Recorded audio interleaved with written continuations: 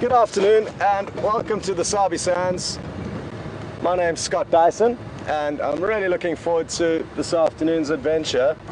This afternoon I'm also known as Jason. Hello. So very happy to be sharing Jason's last drive with Wild Earth this season with him, and we've had a lot of good fun over the last couple of months, and it's going to be sad, very sad to see him go. So I'm happy that I have the privilege of having him as my cameraman for this drive and really looking forward to that.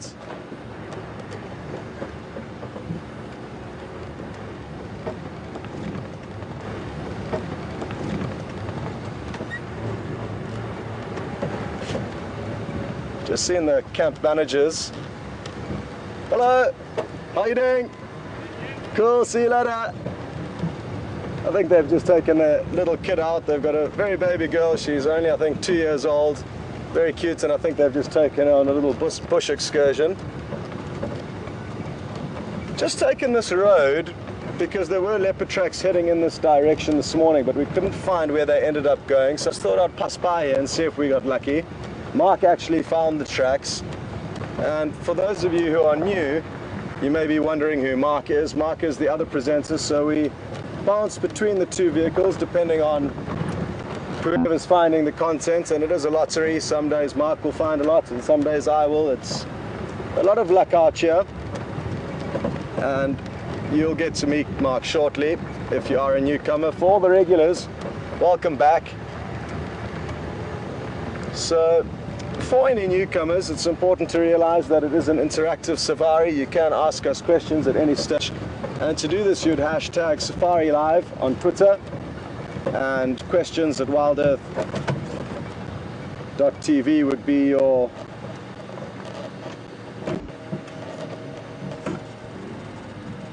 email address to send to. Now, I've just seen a very pretty bird called a little bee eater, and because it is very little, I'm going to have to try and creep a little bit closer, but Romeo has spotted it and has got it in its targets, in his targets rather. How close?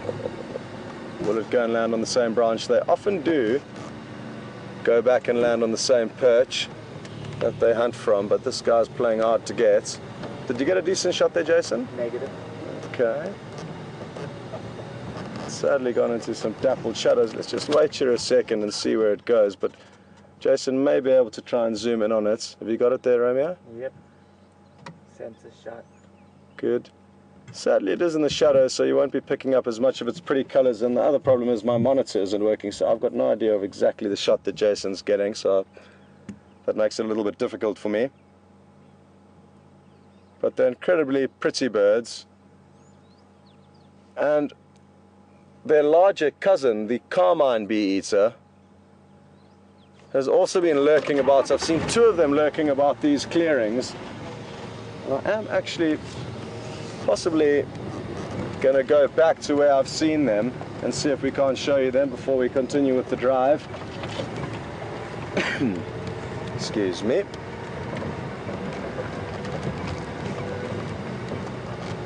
It's a very hot afternoon. Thankfully there's a little bit of a breeze, and also thankfully all the clouds that were building this morning have come and gone, so it's blue skies and no threat of rain, which is important because we are having our fireside chat this evening, and that will run from an hour after the regular game drive time, so after our usual 3-hour slot finishing at 7 o'clock our time, we will then broadcast a 1-hour fireside chat, and it will be our last fireside chat in a moment, where you'll get to hear some of the cameraman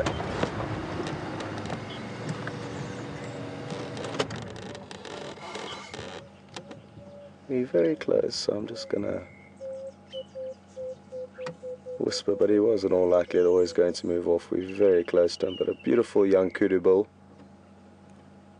and there could be more around. The bulls often move together in small herds.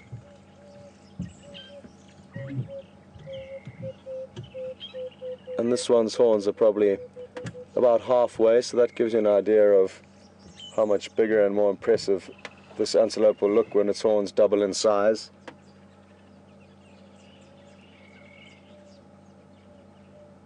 You'll also notice it's got massive satellite dish ears, and that's an adaptation that the kudu have due to the habitat that they live in, and these massive ears allow them to pick up audio of anything that may be creeping up on them, and they typically find themselves in thicker vegetation because they are browsers. They feed on leaves of bushes, therefore often finding themselves in thick vegetation as opposed to open plains. And having great eyesight in thick vegetation is going to be of no major benefit to you, but great hearing, being able to hear something creeping up on you, would be far greater. But as I was saying, before we bumped into this kudu, we will be having the cameraman and Alex from Final Control, who's been directing almost all of the drives. We'll be able to hear a few of their highlights and plans after this project comes to a close at the end of the month. So really looking forward to the fireside chats, and glad that the weather has cleared up for it. Ooh, I've just seen a very interesting bug, so I'm going to leave the kudu and go and look at the bug. Jason, oof.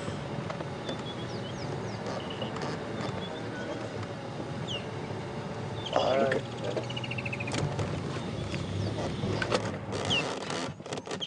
No, it's... How's that going for you, Jason? Pretty well. Well done. Look at that.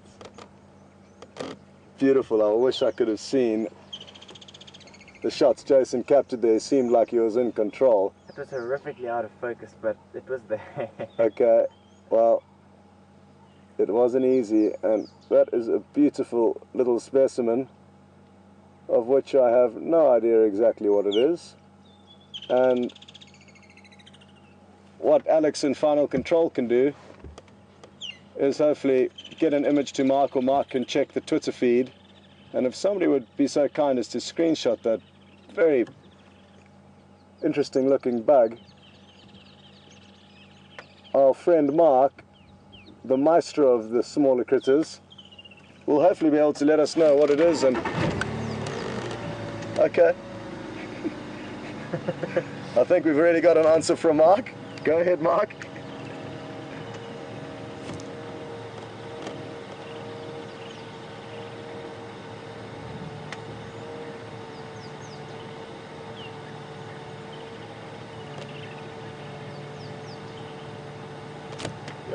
Thank you very much, sir. So, Mark, who's actually in Final Control, just sorting out a few little bits and pieces. He hasn't got mobile yet. Thankfully, saw all those shots, and he says it's a more impressive beetle or bug than the emerald jewel beetle that we saw about a week ago. So, and he also identified that one. And he says this is one of the giant jewel beetles. It also probably is about 15 to 20 years old. And what Mark taught me is that a lot of these beetles and bugs that we find here can live in their larval form for a very, very long period of time, like 15 to 20 years before they metamorphosize into the adult phase. So incredible that insects can live for that long. And I've just spotted another little interesting critter that Jason should be able to show you. Can you see the spider from your angle? Probably not. Let me... Yeah, you've got it. It's got Okay. it there. It's happy to be on film. It's all good. Signed the papers. Good. Now that is a golden orb spider. Oh, wait, there's a stick in front of it. There can't be a stick in front of it. I didn't think so. Oh, behind it. Yeah. So that's a golden orb spider, not a very big one, and it'll be interesting to show you more as the summer progresses, because they will get a lot larger. We have seen one or two big ones that have obviously got their webs up in the right place and therefore are managing to feed on a lot of prey and grow quickly. But your average golden orb is about this size at this stage of the year, but they'll, from that one we're looking at now, they'll probably triple in size. And Mark, thank you very much for your wisdom on this topic and your help, and glad it came through so quickly. So an emerald jewel beetle, a giant emerald jewel beetle, was that interesting little bug that we managed to see now.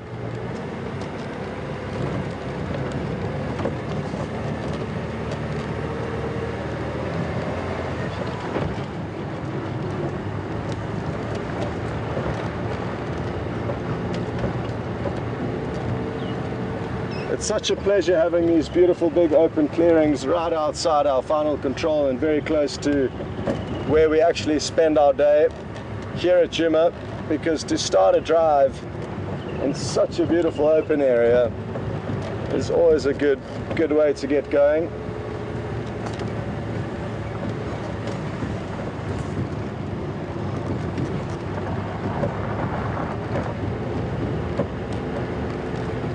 And I'm just going to loop back through it in the hope that we may be able to see some of the carmine bee eaters that I've seen.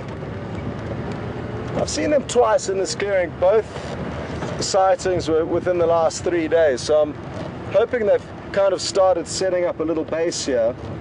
And it is common for carmine bee eaters to pick a spot that they like and then spend a lot of time there. And they can even start to use specific perches where they like to hunt from, and you can see them there on an almost guaranteed basis once they have settled in.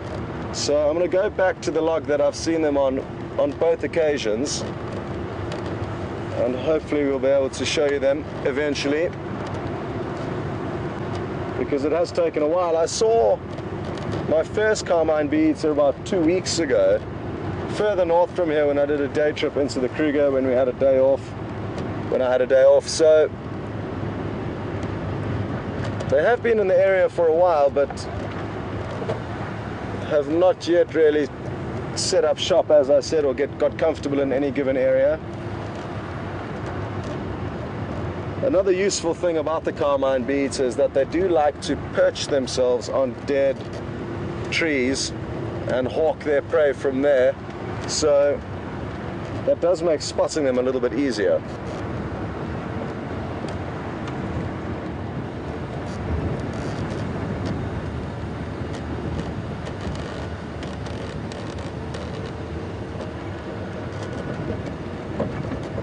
Past that.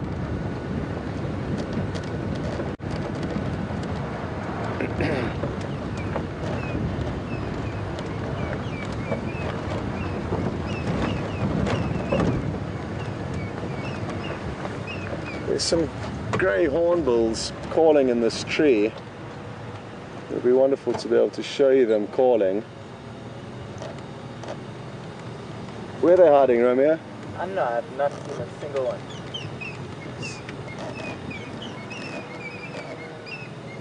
You can at least hear them calling. But for some, they're right at the top on the other side of the tree there. You might have a little gap there, Jason. Oh no. Oh, what it's worth. No, there they go. Off they go, but glad you got to hear them call. It's a beautiful call, the call of the grey hornbill. Or southern grey hornbill, I think is the official name.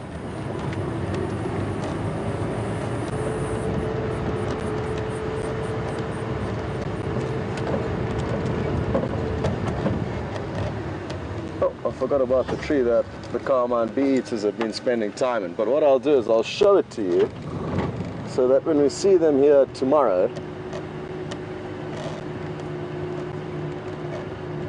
you realize my point that they do like to hunt from the same place. So I'm hoping tomorrow we'll be able to show them to you sitting in this fallen down marula tree, and that's where I have seen them on 2 occasions in the last couple of days.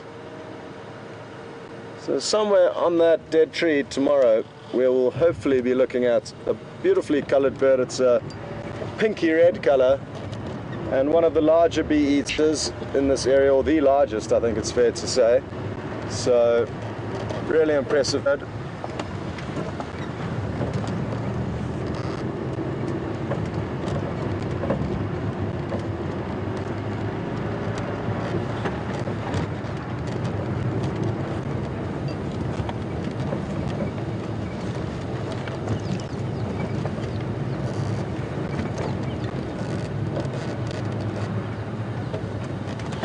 Oh, look what we found.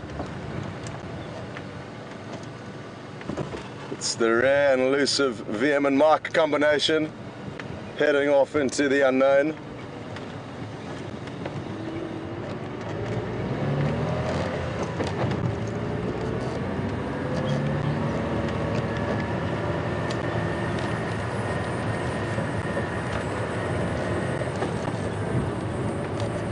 I think they'll be heading over to the spot where we run the fireside chat from in the evening, and dropping off a few bits and pieces that we need to set everything up for that little episode.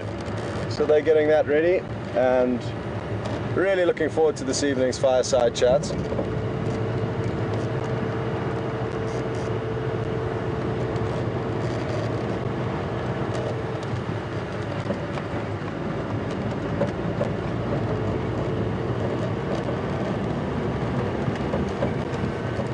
But there's still a long time, well, not a long time, 2 hours and 45 minutes until that happens. And in that 2 hours and 45 minutes, I hope that we're going to get entertained out here.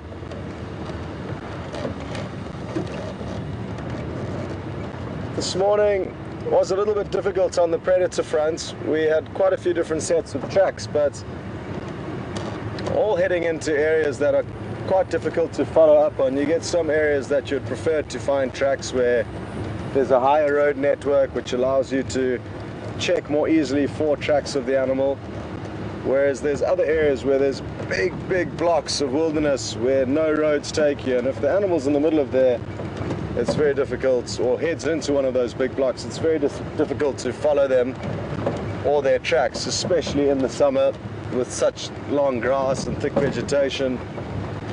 In the winter you may find pathways being formed that animals use, and that makes it easier to track them once they do veer off the road, but in the summer it's a lot more difficult because a lot of these pathways are overgrown.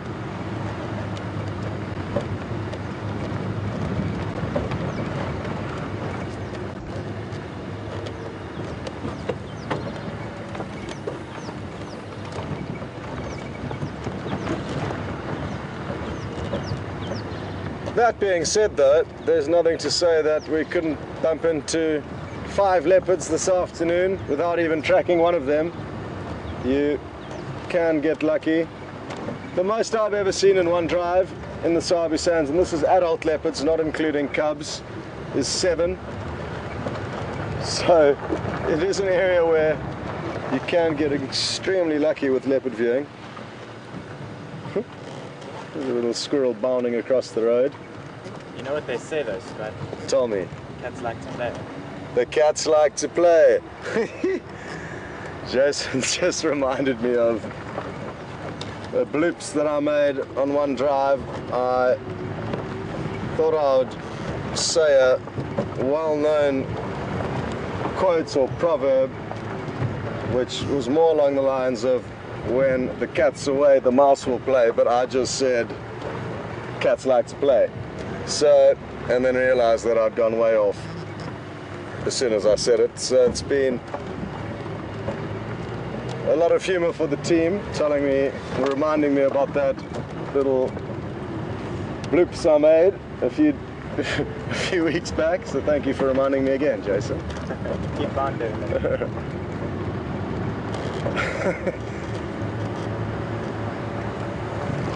It's very hot now, as I've said before, so not expecting anything major to happen, but anything is possible. So even though we're not expecting anything huge to be happening at the moment in terms, especially of predators moving, we could bump into a breeding herd of elephants at a waterhole, and the plan is to eventually end up at Twin Dams and Treehouse Dam, hoping that some animals will be seeking out the cool, refreshing water on this hot day.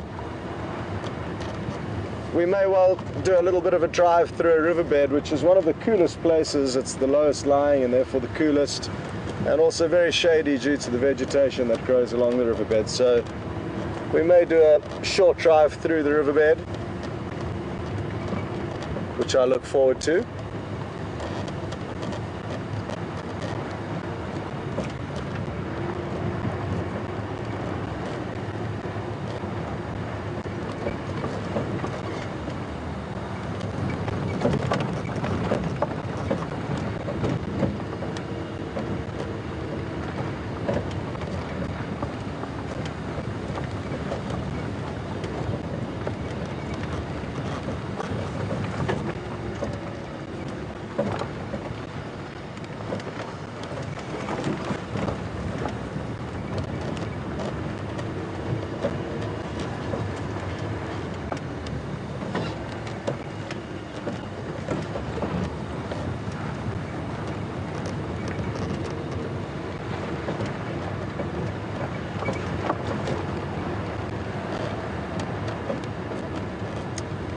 Jason, what would you like to see on your last drive or film, or if you could choose one thing? Try and keep it semi-realistic. So no like penguins? No dinosaurs, no penguins, no mermaids. Let me think about this one. Okay. I don't know, it's already seen so much. This is true, we've been spoiled, absolutely spoiled. My bucket list has been done, what, twice over? Okay. Well, that's good feedback. Twice over in 2 months, you've done very well. Or 3 months, rather.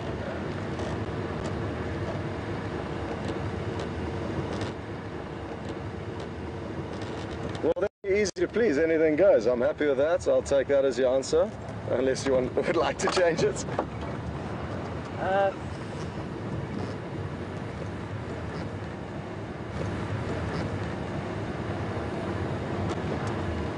don't know, something in a tree, something amazing in a tree. Something amazing in a tree, I like that. We can work with that. Amazing tree. Something in an amazing tree. That's even better. Okay, I got you. So, I'm sure you all copied that. Jason wants to see something in an amazing tree. It doesn't have to be something amazing in a tree. The tree is the key focus point here. But I mean, one giant ball of amazing. Okay. With a tree involved. Okay. Well, good. We can do that. That's realistic. Negative. I didn't. Negative.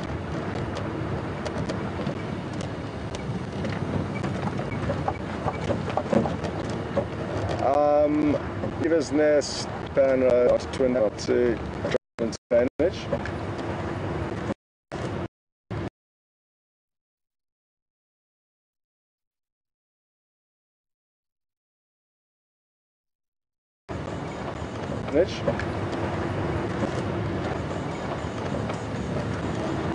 Mark, will you be ready to say good?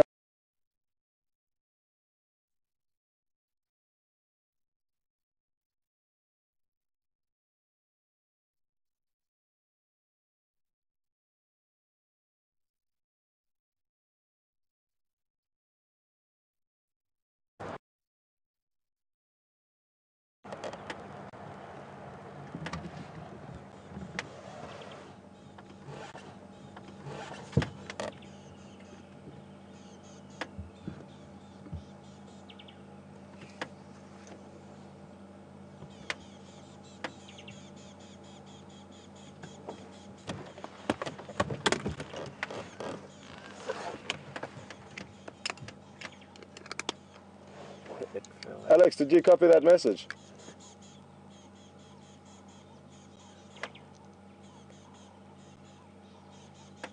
Is he live now?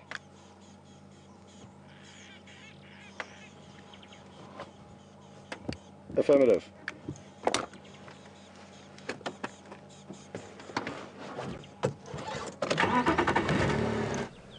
Rather a unique moment. Good afternoon, everybody. Welcome to our wonderful Sunday afternoon drive.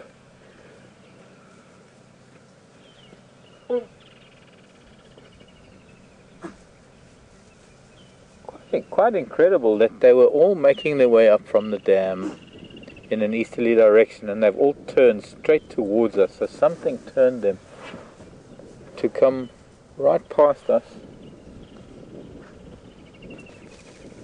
And the one beautiful thing about this is that I think, if we're lucky, there's one female that's got the broken horn is going to be walking right in front of us. It's quite evident that she's lost her calf. Hello, little boys. That's the one that's got the warts on her neck. But we're not going to worry about that right now. We're looking at Brian's mom, This wildebeest with the broken horn. And I would say that she's lost her calf. I haven't seen her interacting with the calf in the time that we've seen it.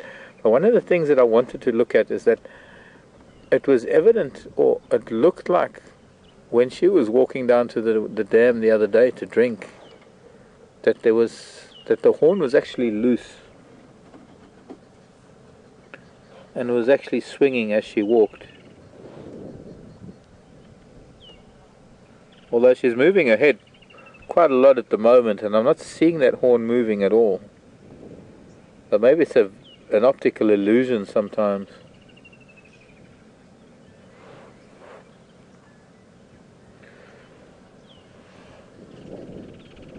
But that was rather interesting, that they were walking up, they were heading west from the dam, and something turned them and brought them right past our vehicle, and they almost like parted, kind of a Dead Sea parting type of thing.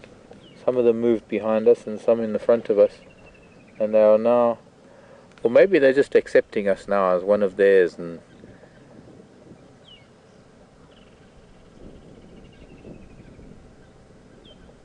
but I still think that something moved them.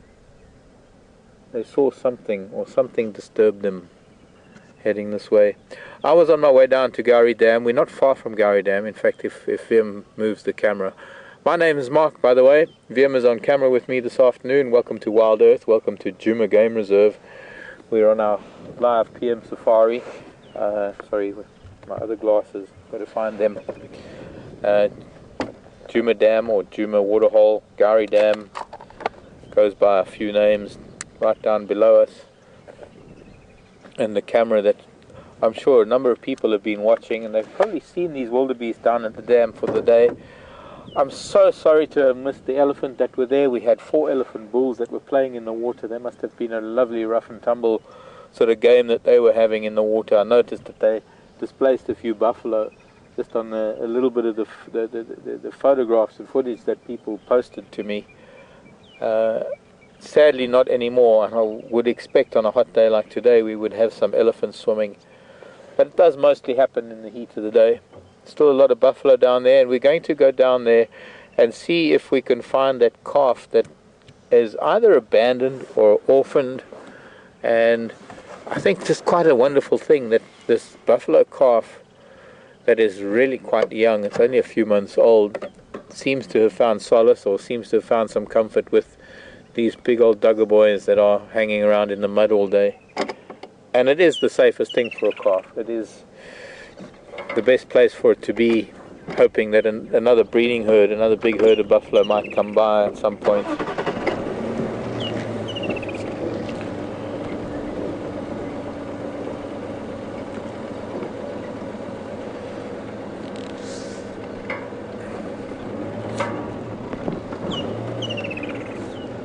Only thing is that I need to go and investigate why it is that they turned the way they turned, unless there was something that they picked up, maybe some scent from the lodge. And once again, there's the bull looking back behind us, and he's... I know what it is. I see a pointer, a German pointer at the lodge, inside the electric fence. Lodge owners and dogs, and that's what they've moved from. So it's not a leopard or anything. It's is it a foreign object, Mr. Wildy? Yes, it's a foreigner. Just snorting once. So we don't need to investigate further. What I'd like to do, we go down to the water hole.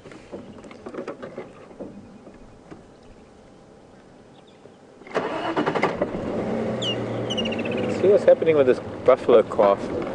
I think it's going to take a long time to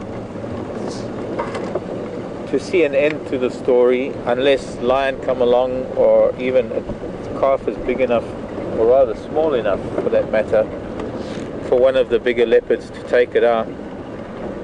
It is an unfortunate thing. It's almost as though this calf is doomed. But I don't like to preempt things. It is going to have the protection of these big old bulls. If anything, if lion were to come anywhere near it, they would probably go into defensive mode as they would in a herd situation, as they would do in a big buffalo herd. And hoping that at some point, even if we can see it, I'm not even seeing this calf right now.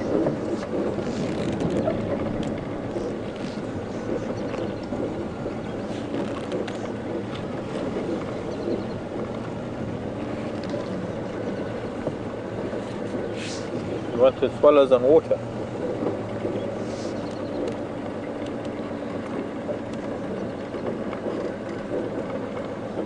And the geese with 6 goslings. I think that gosling that we were watching that was a little bit slow. Something had happened to one of the goslings and it wasn't quite keeping up with the rest.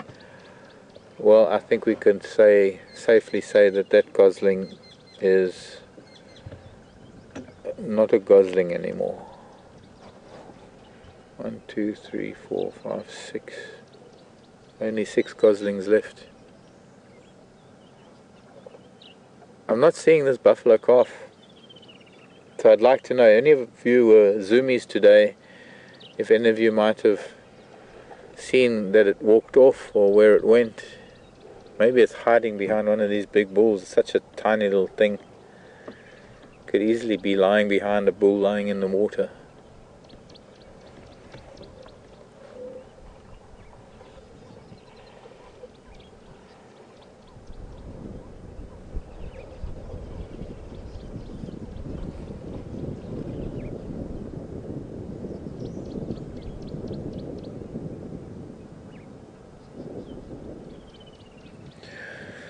That bull has quite a scrotal hernia going. He's lying down in the water now. We're not going to see it, but he's got quite a serious scrotal hernia going on. That one lying down on the left there. It must be quite painful. Very, very swollen scrotum. Or maybe just uncomfortable more than anything else.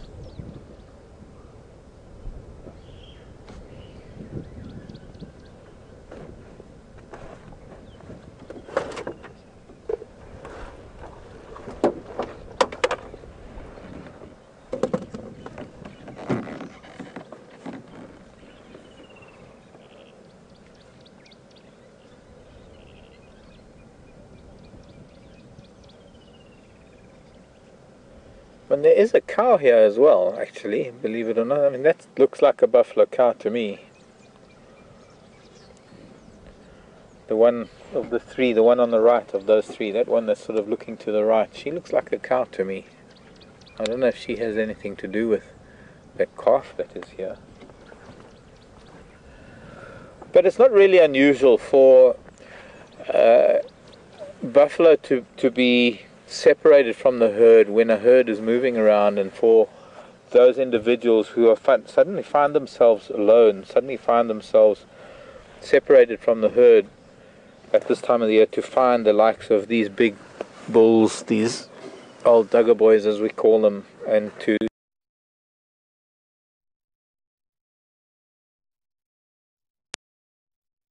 the breeding herd coming around, or the same breeding herd finally making their way back here, for them to rejoin.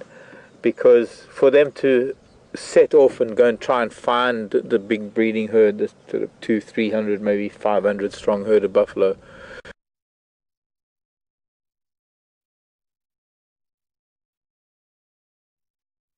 to go out on their own and try and reunite themselves or rejoin a big breeding herd, they're putting themselves in danger, and the only place for them really at the moment is to stay with these big bulls. The safest place for them is these big bulls.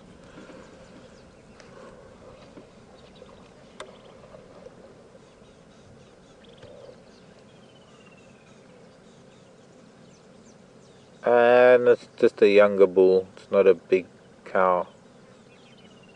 Sorry, I didn't see that big thing hanging between his legs. But he's a younger bull. He's not a big bull.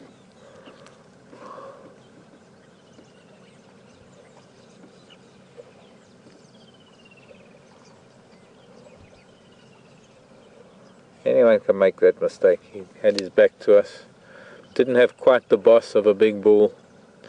And he should be with the breeding herd. Actually, he's not old enough to be a dugger boy. He's not old enough to be one of these retired old men that just want to lie around in the mud all day. He should be breeding. He should be very active within the breeding herd.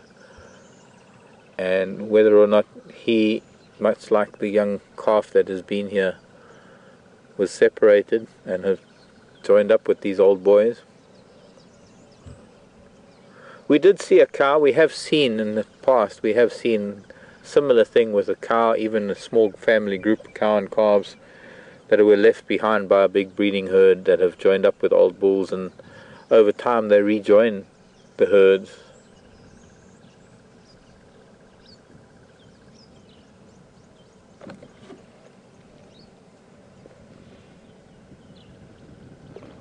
A very interesting bird, by the way, making its way towards the buffalo, just to the left of the buffalo.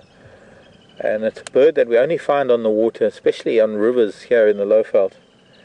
It's the pied wagtail. We haven't seen one yet, and only associated with water right there at the buffalo right now. It's hard to see it from this distance.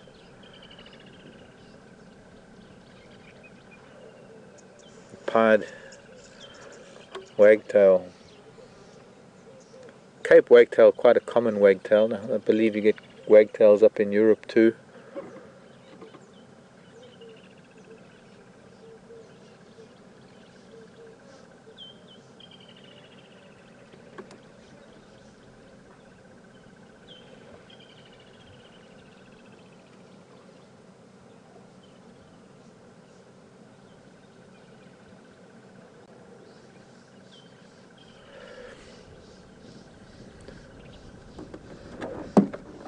Okay, copy, thanks. That update was from?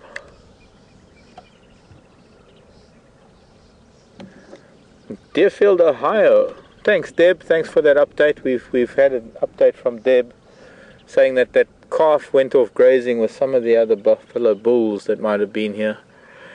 And while I'm going to extract myself from this little sticky situation of being right next to the water, we're going to go over to Scott, see what Scott's got for you. And I'm going to go and look for some pachyderms. So, see you in a bit.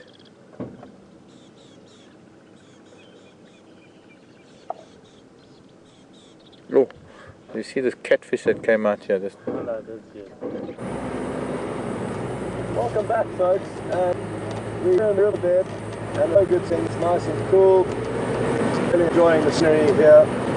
I'm hoping to come across the leopard, but difficult to say whether we're going to get lucky or not. But what is guaranteed is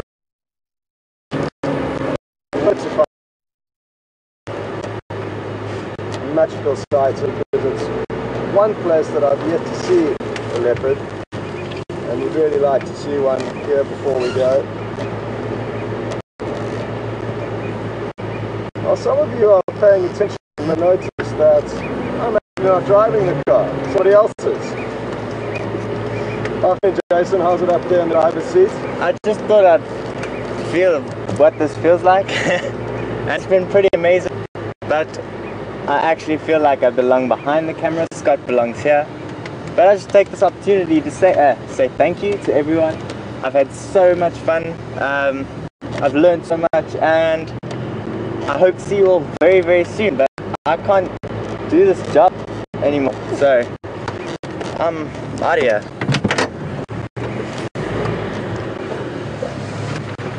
Where's he gone? He's just left the vehicle.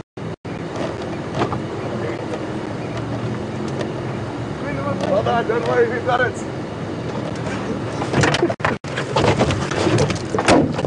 Well, this was a close call, and it didn't end up as well planned as we would have liked to. The vehicle usually sits in the track. But we just thought we'd have a little bit of fun on Jason's last drive, and hope you enjoyed that. We did get there just in the nick of time. It was unpracticed events. Usually what happens is the vehicle stays in the tire tracks, but we ran out of deep tire tracks, therefore started veering off into the bank of the river. The way. I hope you enjoyed that little bit of light entertainment we just offered you. And It certainly is a different experience. Me just sitting behind the camera for a few brief moments there. I feel more comfortable here, and Jason feels more comfortable back there, and that makes perfect sense. We'll be looping back on shortly, and we'll see what's going on there at Dams.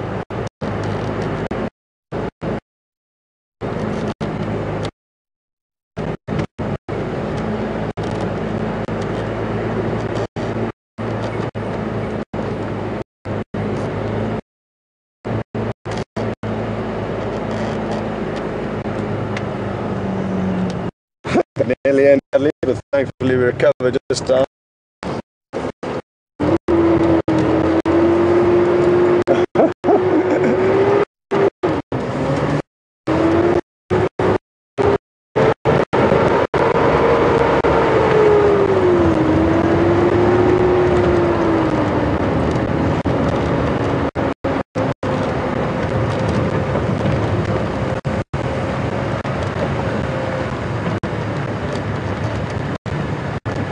One thing that you do find happening out here is you find small, strange little things like what we've just done. Highly entertaining, and I guess the lack of many other things to do, we tend to have to get a little bit having fun out here. Glad you enjoyed it. The most I've run in the past 3 months. No joke, I ran once.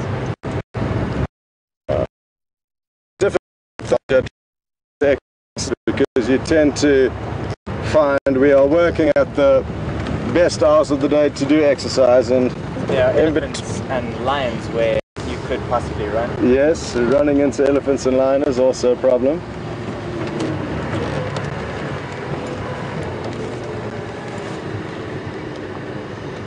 Oh, there's a few buffalo bulls lurking about here at Twin Dams, and that's no surprise. They do like to relax in the water at the heat of the day, and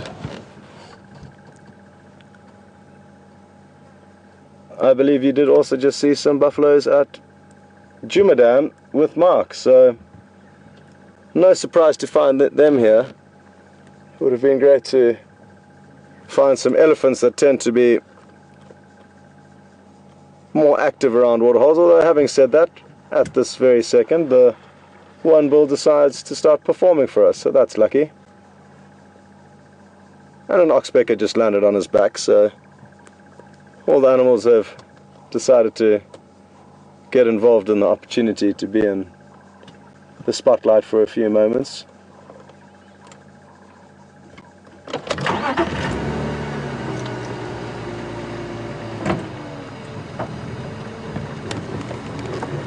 Turn it there, Jason, so it's just bent down a little bit.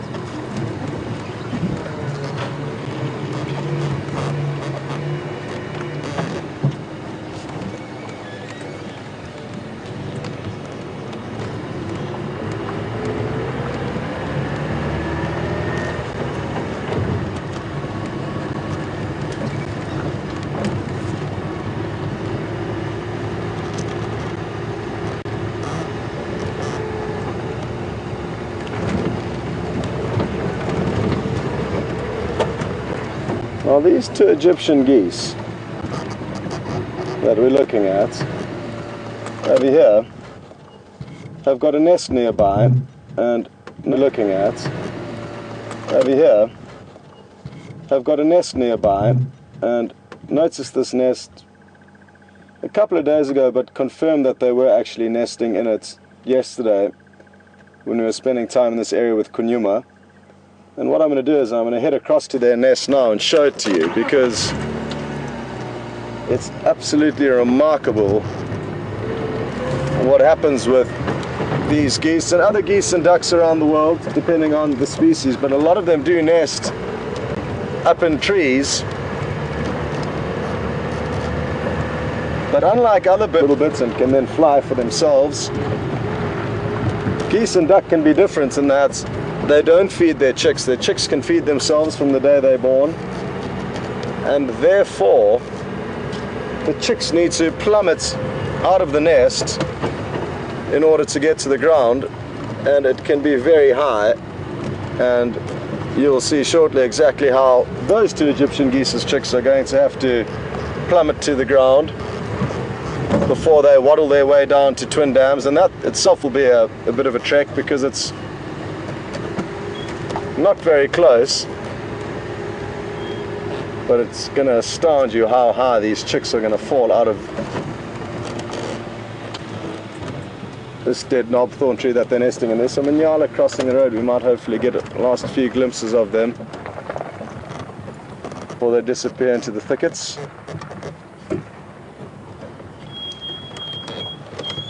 Okay, so you can see the nest there, Jason? Yeah. And then maybe, I don't know if you can pan the whole tree to give, once you're done there, once you've done with the zoom in, to give people an idea of how high those chicks are going to have to launch themselves. Thankfully there's a lot of fairly soft vegetation, a lot of undergrowth that will cushion their fall, and they are obviously designed to do this, so they are still very flexible and soft and probably are unlikely to break anything, but hard to believe that they are going to plummet all that way once they've hatched. That would be something marvelous to be able to witness. I've only ever seen footage of it once on a documentary, and it was so cute. They'd got some incredible shots of these young, I can't remember if it was ducks or geese, but them propelling themselves out of their nest and landing on a bed of leaves. And wouldn't that be nice to see? Sure, our timing is going to have to be extremely, but there's always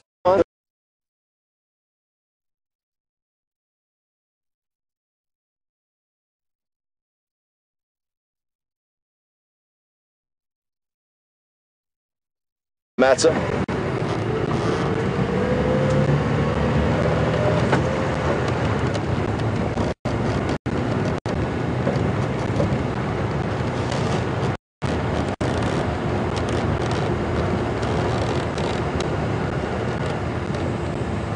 Copy, thanks Alex. Well, thank you for your kind remarks and comments regarding Romeo and myself's little switcheroo of job hold there temporarily. So glad you enjoyed it, and thanks for all the kind feedback. We also thoroughly enjoyed ourselves, so it's a win-win situation. Now though, it's time to find something exciting, and ideally something exciting happening in a big beautiful tree, as that would fulfill Romeo's requests, but I'm sure you'd be equally as happy with anything exciting anywhere. 100%. So that's one thing all of us have learnt, and for those of you who will spend more time with us out on safari, you will learn that it's not only lion hunting buffalo that's exciting. There's a lot of small, weird and wonderful interactions and animals that we can view here that are less well known, and any of these we'll be interested in seeing. It's not just the big things.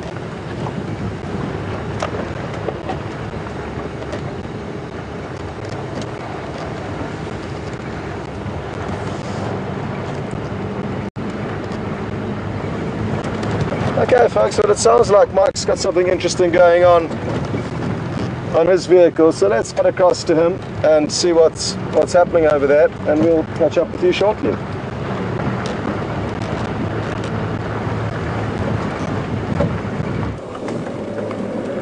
Hi everyone.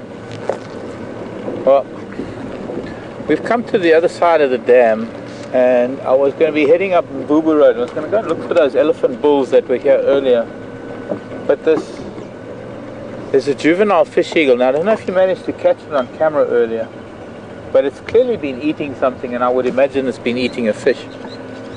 But it dropped down very low off of a branch, and I thought it would have been going to the water, maybe to have a bathe, to wash off the fish. I guess I was wrong. I'm not sure what Scott's up to, but I just thought we'd come back to me quickly, just in case there was something interesting. And I didn't want to scare the eagle.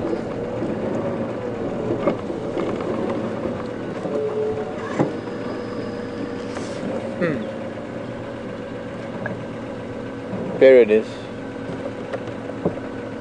Alright, but wait, before we get to that, here comes another eagle. I thought it was one of the African hawk eagles. But it's that pale-faced Wahlbergs. That very pale Wahlbergs that we see from the nest down on Twin Dams Road is coming over. The fish eagle has flown into the tree, so whoever's doing the cam on whoever's zooming at the moment, from the, I suppose, sitting up there where the hardy-daws normally sit.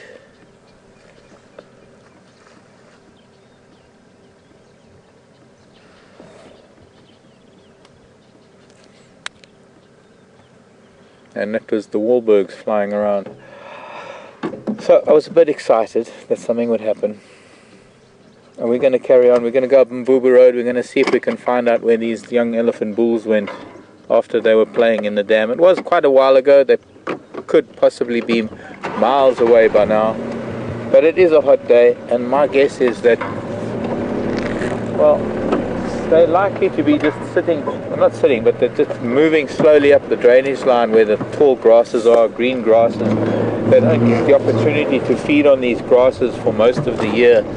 And it's only now, especially now, with the flower heads and the seed heads starting to form, that these grasses are probably at their most nutritious. And, well, it'd be nice to see if we can catch up with these boys. But back to Mvubu Road. And maybe, I don't know how Scott's doing, but maybe we'll just go back to Scott while I'm getting back to the road. Or you can stay with me. Questions at WildEarthTV if you want to know what we're doing or what we're up to, or if you want to know about animals, or if you want to ask about eagles, if you want to ask about insects or spiders or anything you want to know, you just let us know. Send an email in, Alex will send it over to us. Or you can even tweet it. Hashtag Safari Live is sorry, bumps. You still there? No, not that easily. I'm sorry that we parting ways. I'm hoping we're gonna. Are we not going there? Oh, we're not today. It's been great having them on camera, I have to be honest.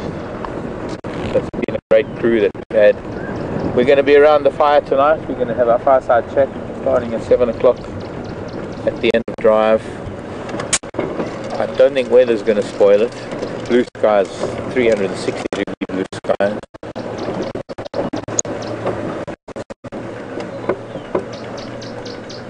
Squirrel.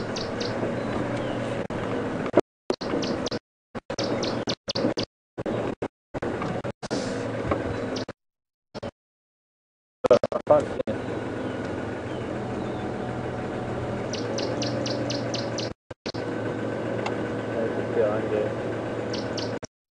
Back or forward?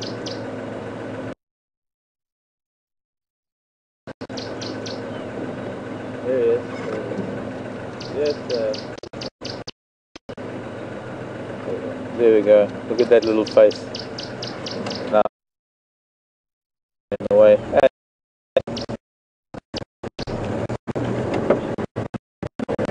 But by the way, that fish eagle, by the way, full crop, it's been eating something. I was going to ask if there are any zoomies that were on camera. You must have seen, or maybe you didn't. But that fish eagle must have caught something because it had a full crop, or it was feeding on something that it found on land. But I'm guessing that it maybe caught something from the water.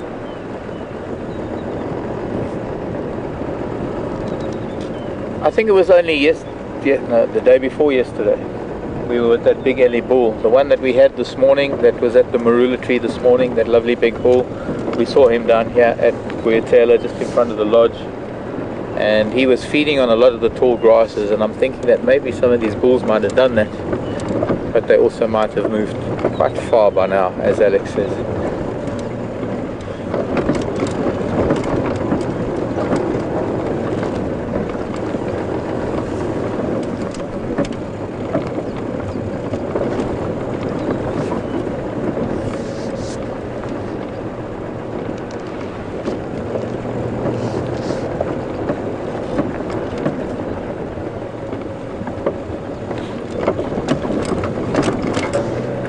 He's an old viewer. Hello, Tom.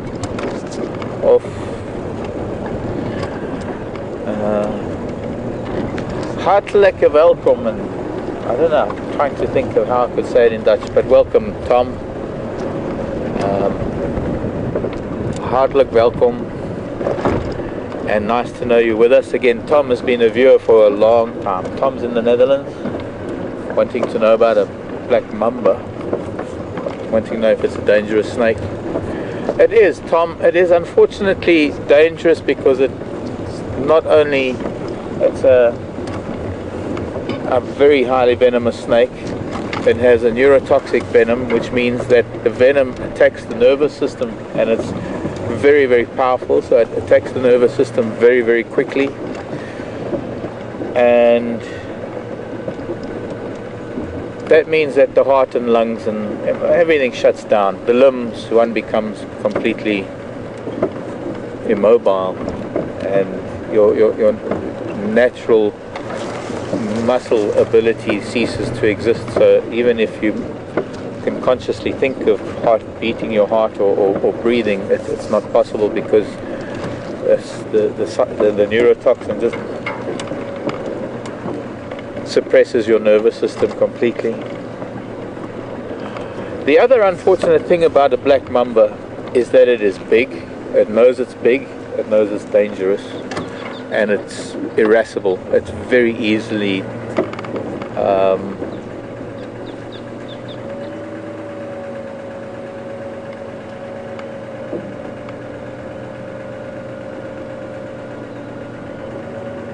probably that's got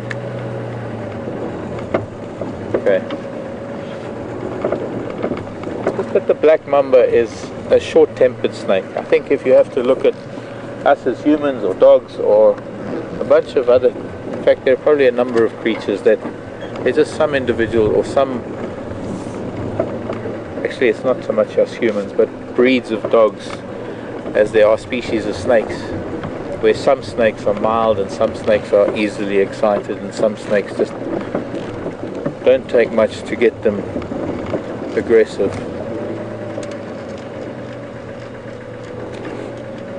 Black mamba is one of those. So that, coupled with the fact that it's a venomous snake, make it a dangerous snake for people who perhaps don't know how to relate to them in much the same way as a lion is dangerous, or an elephant is dangerous, or a parabuted scorpion is dangerous, or a wasp is dangerous. Treated with the right respect that it is due most of the time. Of course, it's not a hard and fast rule, but most of the time nothing is going to happen. And as long as you don't antagonize it, it should be fine.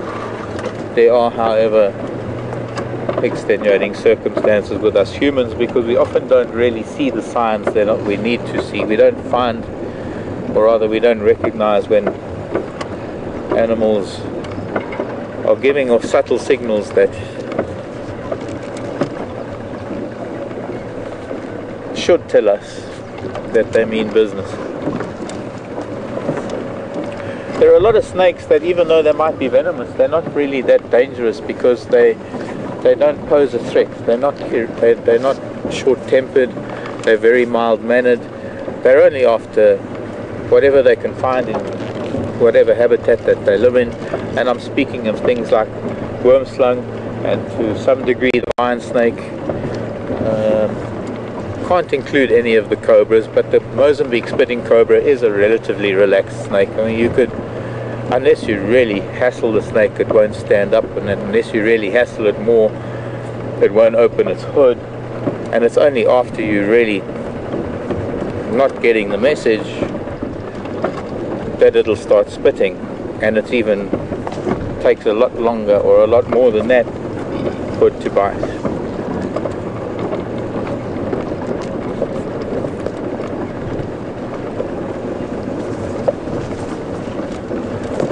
But of course, having said that, and having maybe made an assumption based on humans' interaction with black mambas, I have to say that I've spent many hours, years, on foot in different parts of Africa where I've met up with black mambas on foot, and I've never seen them aggressive in those encounters. I've had some aggressive encounters being in a Land Rover, because they might shoot across the road and this big thing is bearing down on them, and they rise up more for the Land Rover being there, this big thing in defense, rather than me as a person. So I never take it personally, never take it as a direct assault on me. I understand why mambas rise up, and that's the other thing you got to remember as well. Black mamba belongs to the same family as the cobras, the elapids. So it has this ability to stand up. It doesn't have a hood like the cobras have a hood. I suppose it doesn't need that. Some impala up ahead.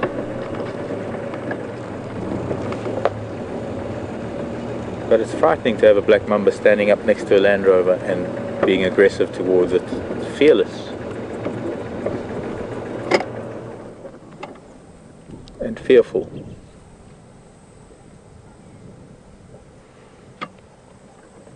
I don't know if you remember when these little babies were born, but the grasses were only starting to grow. And the grasses are starting to hide the baby impala.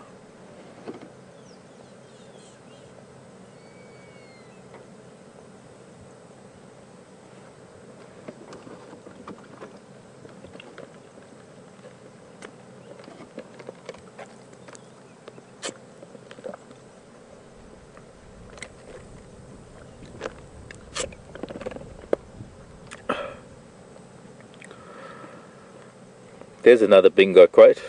Cold water on a hot day.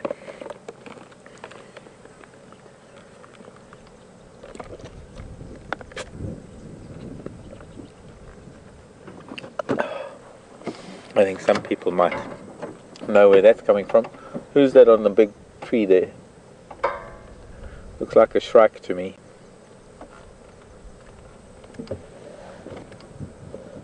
What tree you seen this right? The dead tree? The dead tree. Right up at the top. It's far away, and we're going to try and get closer. I'll try and describe it.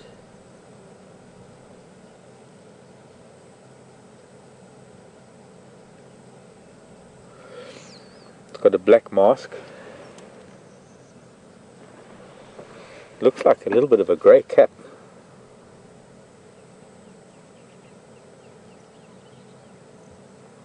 White to cream belly.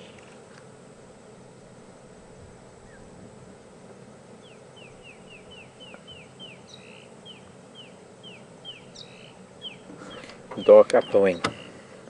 I'm going to try and sneak forward. I know I'm almost in a mind to turn around. We've got a nursery group of impala lying in the grasses in the shade, and I'm not going to get closer to the shrike. The only way to do that is I'm going to make these... Oh, they're standing up anyway. That's better. Okay, one more. If that other impala stands up, then I don't mind just trying to sneak by, because it's not going to be disturbing them too much. There's Mom. Not that one's Mom. Another one.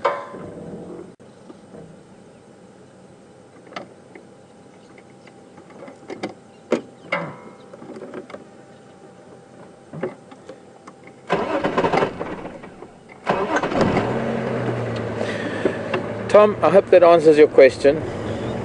Mambas can be dangerous. Mambas can be a formidable snake if you find them cornered, if they may be in a house, if they find their way into places where they can't see an avenue of escape.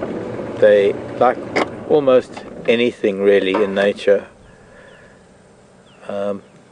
attack may be the best form of defense, and so they're likely to strike out.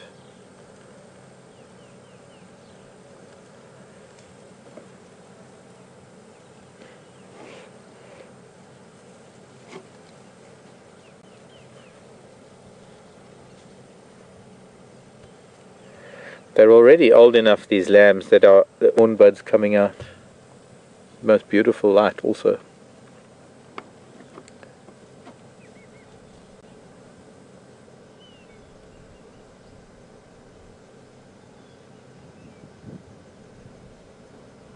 If we come back here in a couple of years' time, he'll be one of these impala rams that are leading the bachelor herd.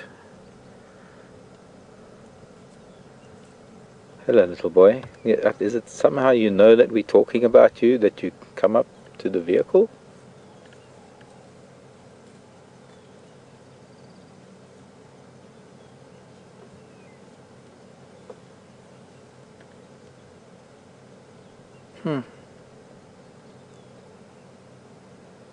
Magic moments.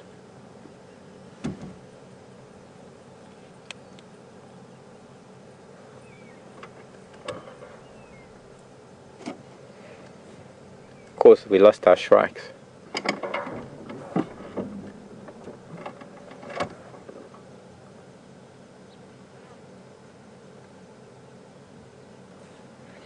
So for the birders out there, I'm going to ask you to hazard a guess. I'm sending that out to RC, who's in the Netherlands, Raisa in Finland, Mr. Tobin, you know where you are.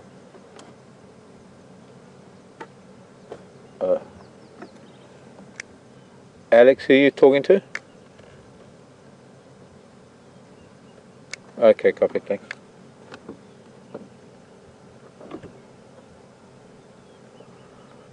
Scott's tracking putty cats.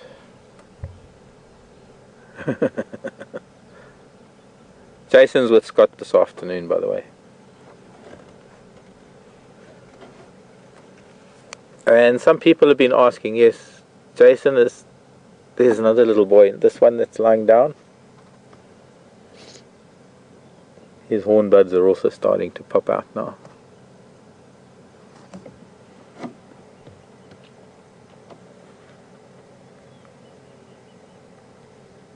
He's going to get up, as I was going to say. He's going to get up, yeah. See, he looks like Jason even.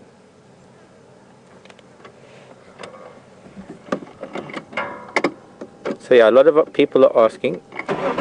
Jason was supposed to have left today, actually. But he has a rubber arm, and I twisted it, we twisted it, we all twisted it, we all... Bye children, we're going to see you later. We're going to carry on with our drive for the time being.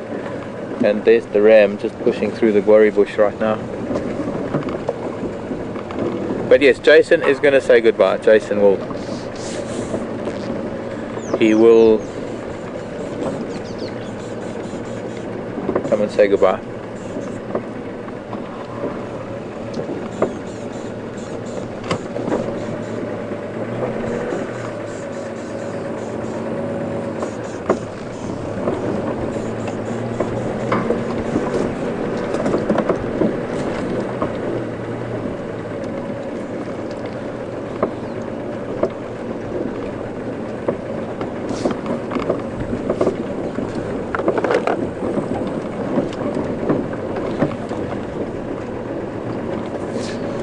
Safari Girl. Safari Girl's been part of our safari for a long time too, actually. From days of Djuma and Thorny Bush. Clarify poisonous and venomous. Well, that's my opinion. I don't know how Oxford Dictionary describes it. It's the way I look at it. It's the way I see it. But it's the definition of it. Poisonous is if you ingest it. And it's wrong to call a snake or a scorpion poisonous because they are not poisonous. You can eat them, they're not going to poison you. But if they get their protein into you, it's called venom because it's called envenomation. It's because it's venom. It's not poison. You can drink poison because it is a protein, or rather, confusing myself. You can drink venom, you can swallow venom. It is a protein. but introduced into our bloodstream in the way that scorpions and spiders and snakes are likely to do so, hello zebras, is a process that defines it as a venom, not necessarily a poison. Poisons are alkaloids and mostly things made by plants and of course some mammals.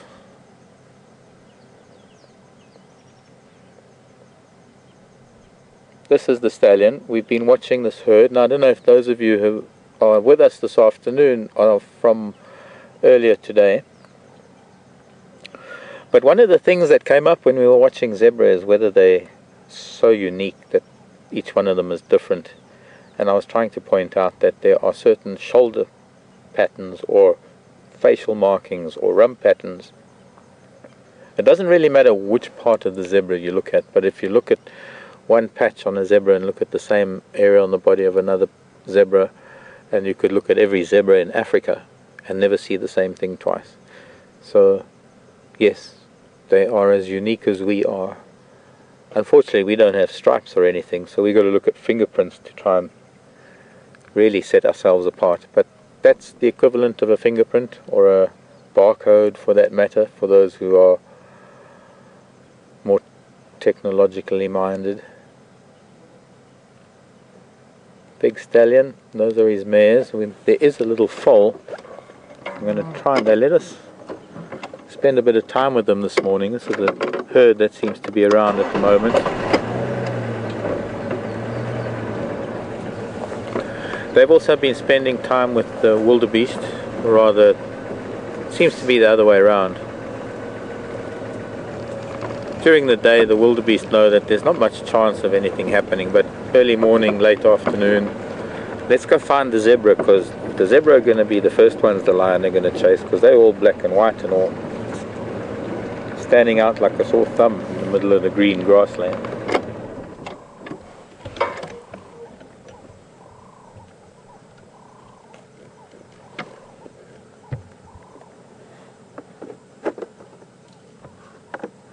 Thanks, Joan. I think Joan was the first answer there for our red-backed shrike.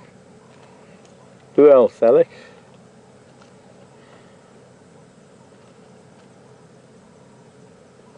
Yeah, no, Robin.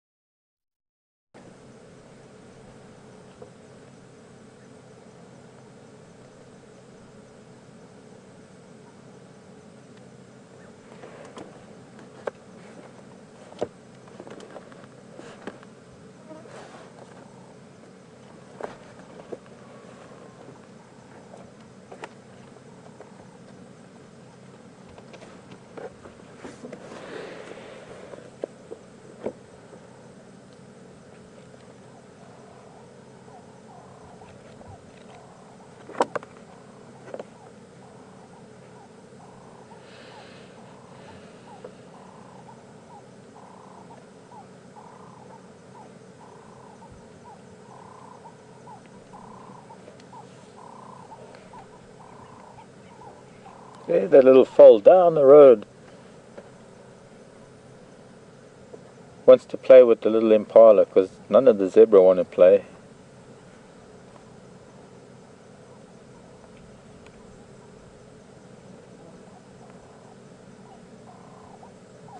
Look. But I think the impala don't really know what it wants to do.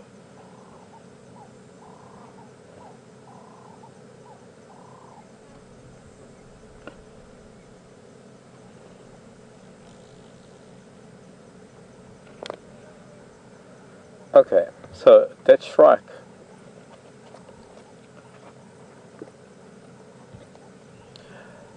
I'm wondering.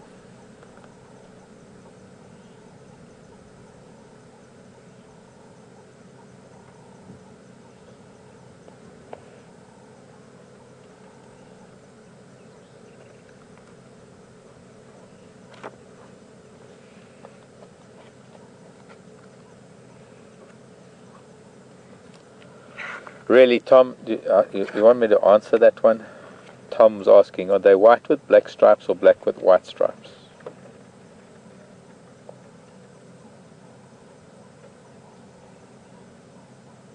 They're zebra. They're neither. They're just zebra. They're just black and white.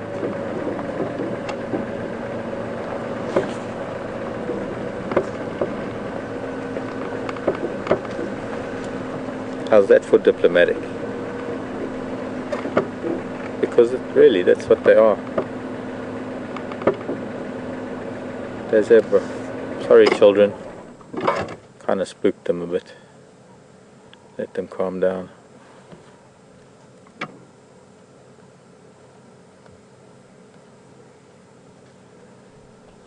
I guess that was his favorite mare, the one he was rubbing up against. And the little one is still walking around after Impala trying to make friends. And they just run away from him. That's what I'm trying to get closer to see.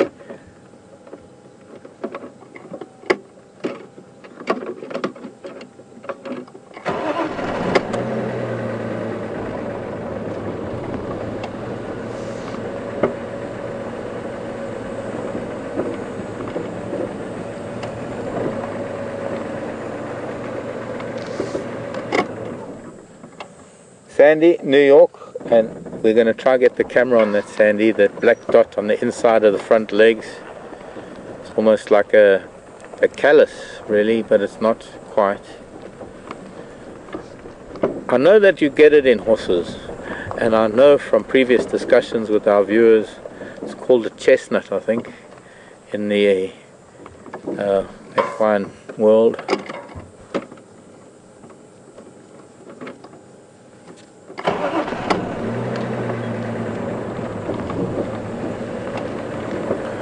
Its function, I don't know.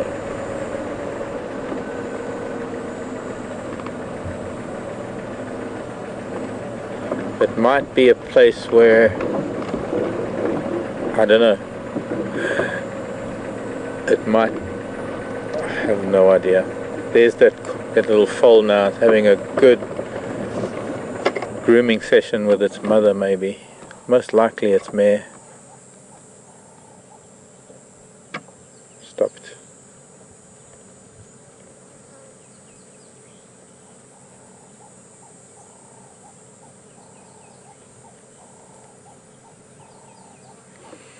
Okay, that's interesting. Alex just giving me a bit of info now. That evidently it protects them against hoof wear when lying down. I can't see that, but what I can see is that it is a vestigial dew claw, because essentially that is pretty much how high. If you look just below that, that joint that looks like a front knee is actually the wrist, by the way, and it's got exceptionally long wrist bones with those, but that single finger. The zebra is a single-toed ungulate, or rather it's also one of the odd-toed ungulates, but it only has a single hoof, which means it only has a single finger, which is the equivalent of our middle finger, which means that the other four toes have over time become redundant because of the way zebra have adapted to their environment.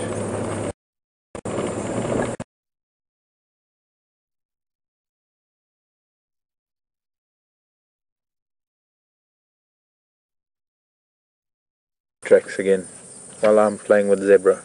He's doing spots, I'm doing stripes. Good team. If you look at my fingers on my hand on the dashboard, I know I'm digressing a little bit, but for some reason over time, I think somewhere along the line everything had 5 digits, and as the foot developed a greater ability to adapt to whatever conditions were necessary, whether it was speed, whether it was soil conditions or damp conditions, whatever the case may be, the feet of every animal adapted in a different way. And zebra are one of these things that are probably one of the longest living in that that over time, first the thumb would have been lost, as we see in things like cats and dogs, where there are only 4 toes, and even hippo. We'll forget about all the primates for now, but basically all of the 4-toed animals, the foot lifted up in a way that you actually, it's sort of kind of, I can't bend my fingers, but all we see of the pad is that part of the pad and then the toes, and the toes shortened but the foot lifted, and there was no need for this thumb anymore, or the big toe. That became what we call the dew claw in the cats and dogs. And over time they eventually got the 3-toed, which we can say are the rhino. They're also an odd-toed ungulate, and those are the 3 toes that a rhino has. And then over time, I don't know whether it's those 2 or those 2, but I would imagine it is those 2 toes for all of the ungulates that, or the bovids that we know, the 2-toed, the even-toed ungulates. And then the top of the chain is the zebra that sits on 1 toe or 1 finger, and that hoof, in like a horse, that hoof surrounds that 1 toe, rather than having 5 toes surrounded by a single hoof. I don't know why nature didn't do that, but they're single-toed. And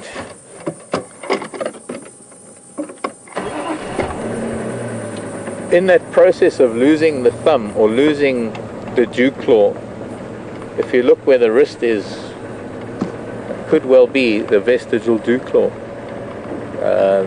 Alex is saying that research shows that that's what it possibly could be. I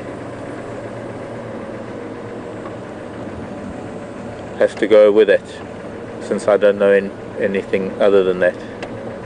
I've noticed it all my life, I've never really questioned it. And there we look at the stallion. Obviously he's got a much bigger black patch on the inside of his elbow. That's the forearm, actually. It's way above the wrist.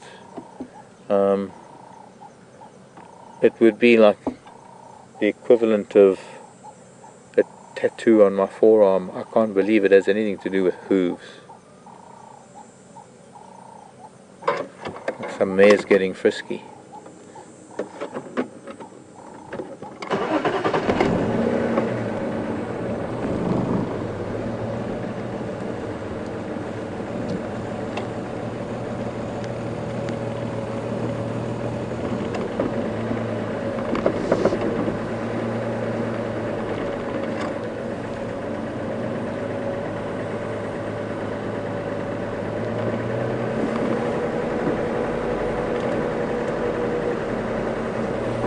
I also want to thank those of you who reacted to oh, look at that little one.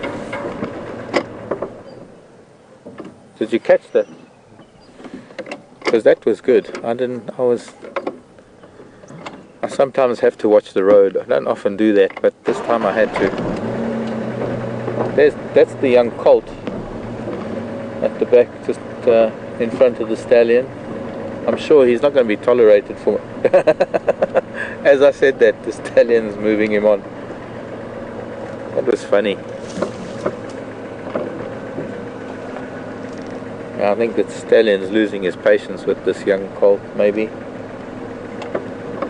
So, just another view of the zebra. We've got to fill up as much as we can.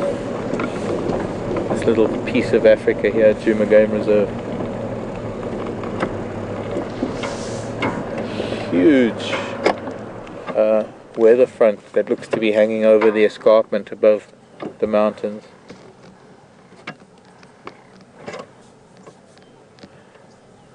But maybe just a little bit into the light with the grasses. This time of the year the grasses are going to be the best colour we're going to find as flowers are fading. Well, not fading, they'll be around for a while, but not as many as they were a couple of months ago. Until the next rain.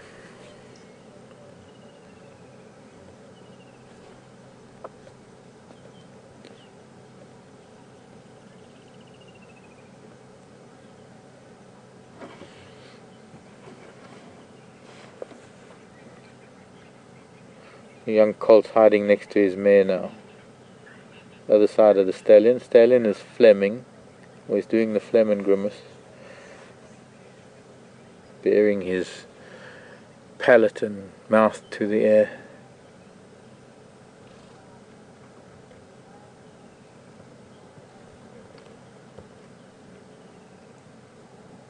It's a bit difficult with this light.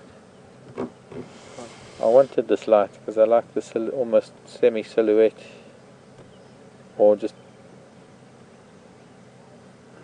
wait till there's dust if they start playing.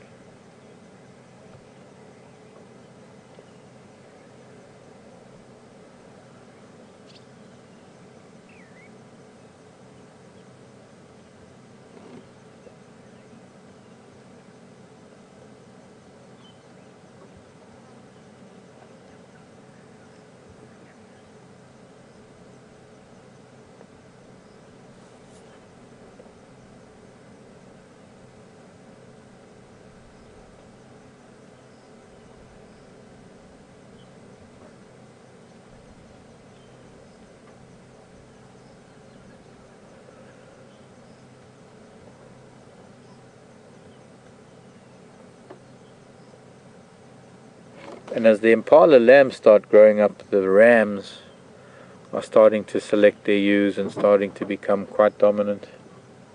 We're starting to see the beginnings of, not quite the rutting season, but the beginnings of impala dominance, the breakup of some of these bachelor herds.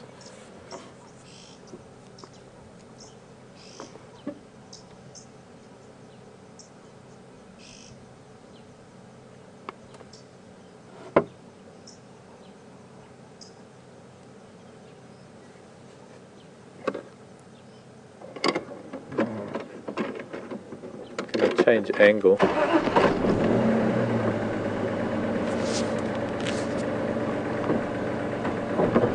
They found a shady patch and we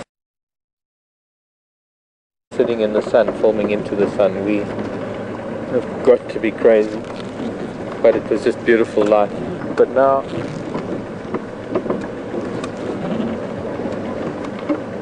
let's be sensible. Some nice light. And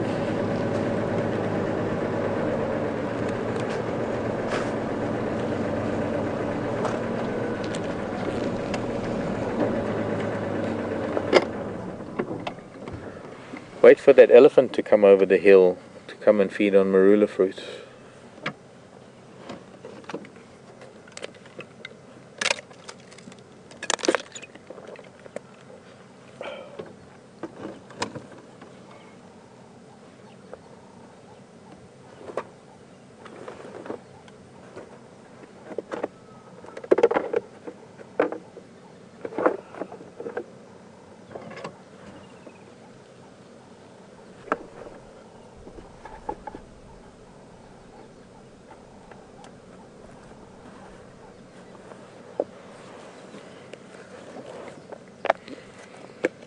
Hello Sarah, this is Sarah in California.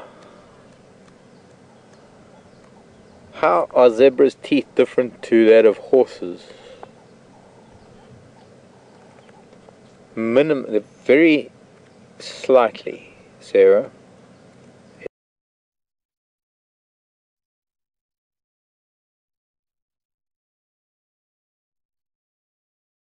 In fact, I think one of the major differences is in the stallion versus the zebra versus horse, in that to a large extent in domestic horses the canine tooth of a stallion has almost been bred out, that it really, if ever, appears, and I'm only going by what I've learned from people that I know and who are horse people. I've spent time around horses and I love horses, and I will actually, I'd rather just walk with horses than ride on a horse. I'd rather just have a friend as a horse and walk with it than ride on top of it. But I have done horse riding and I enjoy their company. I don't know who it was, it might have been Paul Gallico. Somebody once said that a dog is man's inferior, yet a horse is man's equal. But the other side to that is that the cat is the superior. But horses are so amazing. And getting to know horse people, I've asked about it because I've known in zebra, in adult zebra, especially, well, only males really, they have a very prominent upper canine tooth. And in horses, the stallions that I've known in the horse world, it's only really a rudimentary thing in the jaw. Sometimes it's not even there. Maybe it's because of the bridle and all of that happens, and that's the way it has been bred out of domestic horses.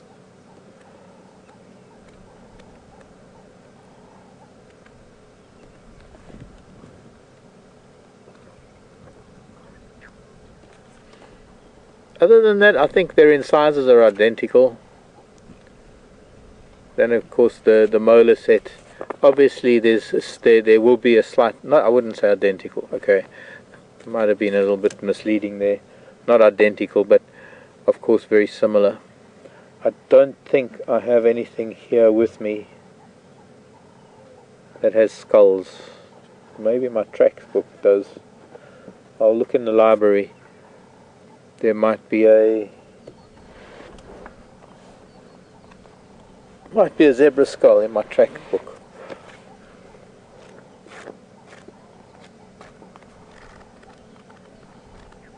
Yes, there might just be. Don't know how good it'll be to try and put it through to you as the viewer, but maybe the best thing I can actually do is show you a zebra skull, because I know where there is one. But I can't do that right now. If we go to Scott, I'll go and fetch it and I'll show you next time.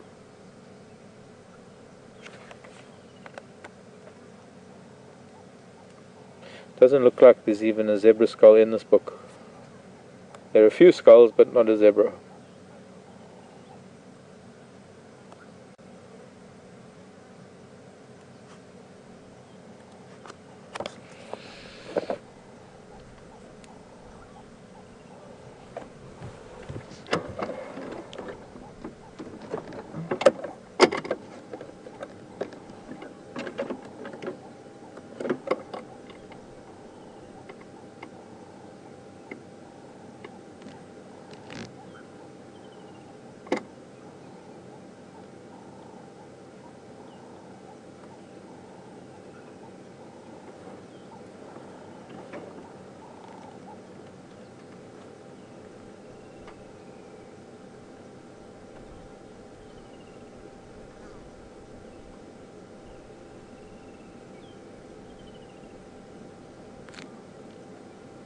So let's go and see what Scott's up to. I'm going to go find you a zebra skull. We can talk about zebra teeth. And I'll be seeing you in a short while and monitoring this big storm brewing in the southwest. Cooling things down nicely, actually.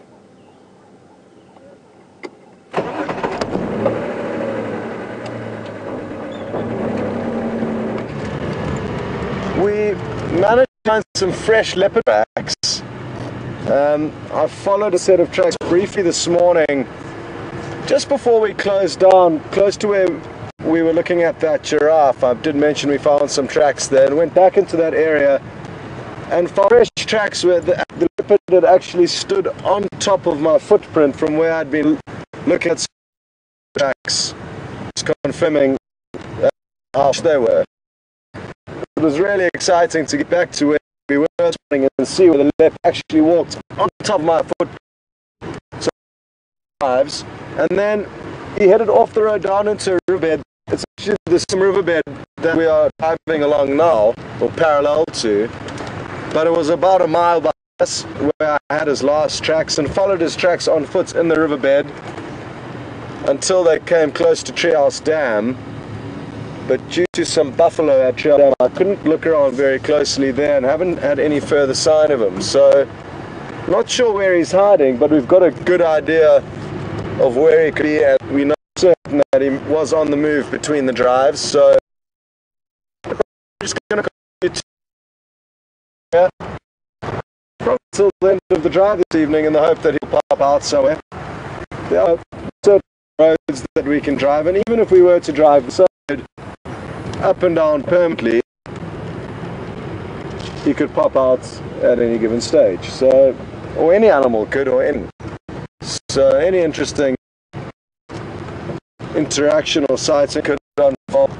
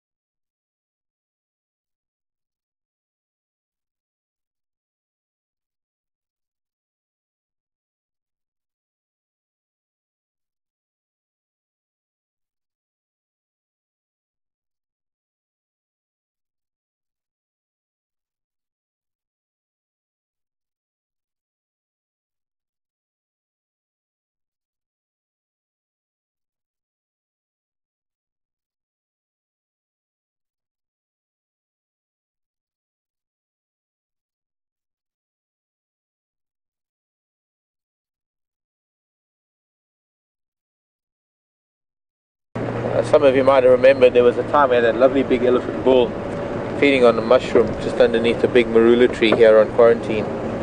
And after he moved off, I went to stand where he stood, and we didn't move the camera, so it was the exact same shot,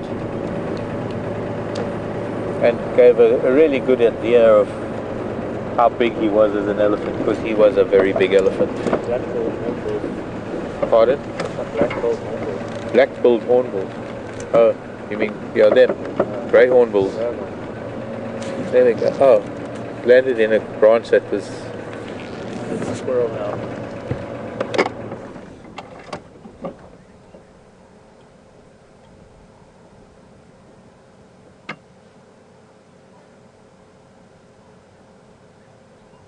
Hello, squirrel.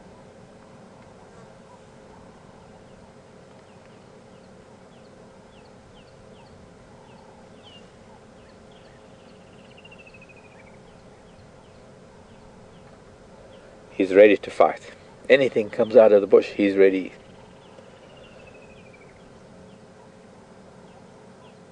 Except for maybe a leopard or an eagle. That's the ninja squirrel.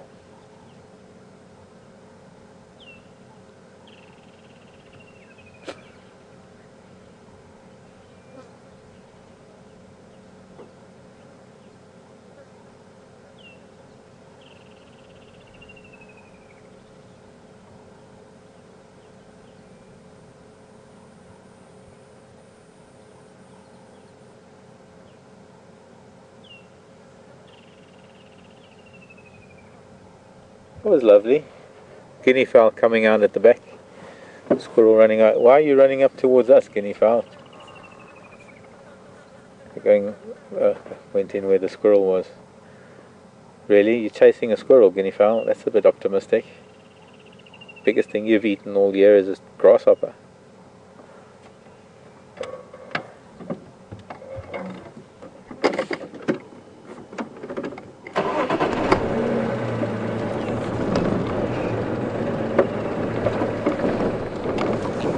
Welcome to Africa, and all sorts of little things that happen out of the blue. Ninja squirrels and blue-headed guinea fowl.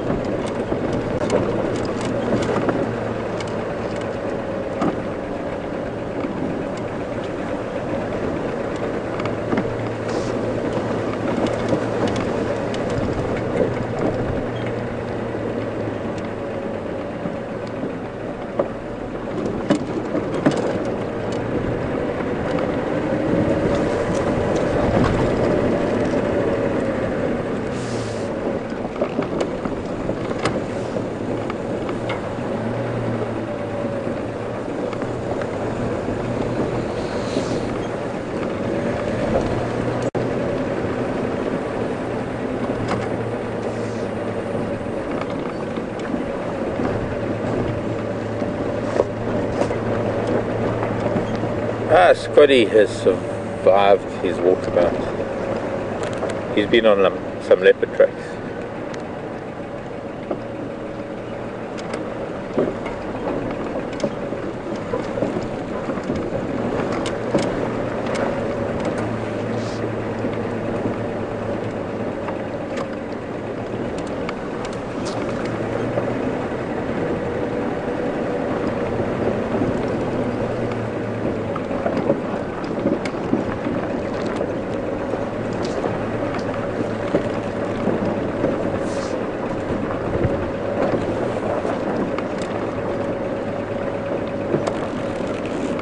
You might not have felt that, but we've dropped down right into a dry riverbed, denser vegetation area. We were up on the open area, which is on top of the rises where there's grassland, and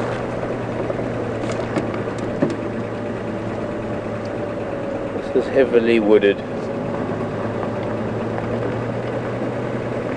Trees don't grow very big here. Some of them that do get ring barked by elephants, like this one coming up over here, and they just feed the soil for new trees to grow so that they can feed all the elephants and everybody else.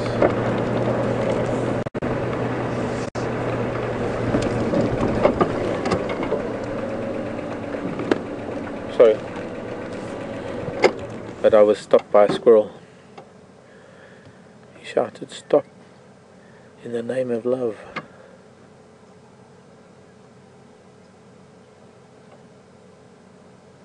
Looking for his love.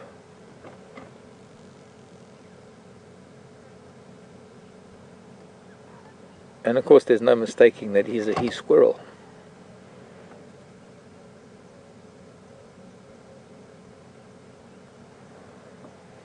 Some things here that he's not very happy with. Not the same one we saw earlier, it's a different squirrel. I'm guessing that he probably been scratching around for marula fruit in the elephant dung that's in the road.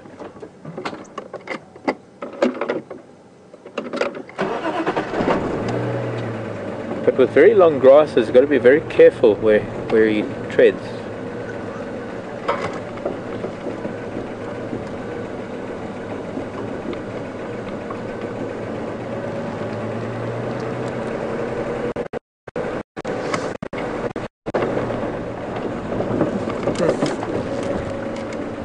And I just disturbed another squirrel that was digging in this elephant areas in that bush willow. Also scratching around for marula fruits. These squirrels live down in this drainage line where there aren't any marula trees. So the only time they get to taste marula fruits is when elephants come by and leave a few behind that they didn't digest. Thirsty.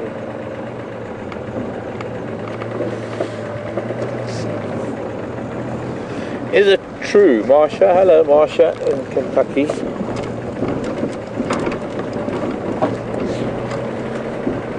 That a lot of people keep guinea fowl as early warnings against predators.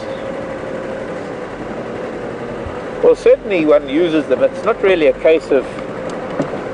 I don't know how to answer this one, Marsha. It's really... I don't think people consciously keep them as they do chickens, as much as it is guinea fowl can become semi-domesticated in as food. They will come back day in and day out to try and find it, and you find that in a lot of suburbs all over cities and towns in South Africa that people have guinea fowl in their garden. I know my mother does, and at first it was about putting out seed for seed eaters and mind the antenna, seed eaters and other birds, and then eventually it ended up that it was just all about the guinea fowl, because the guinea fowl came in and they just took over, and it got to the point where they'd come and knock on the lounge window, on the sliding door. Yo, where's our seed? A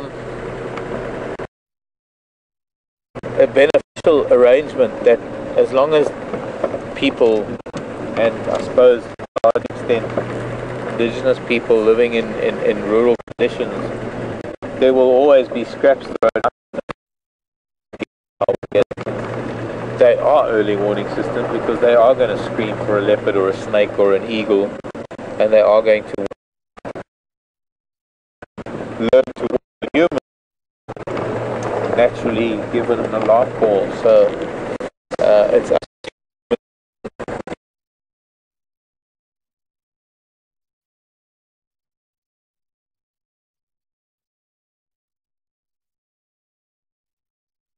the dam. They're just the slightest disturbance, and they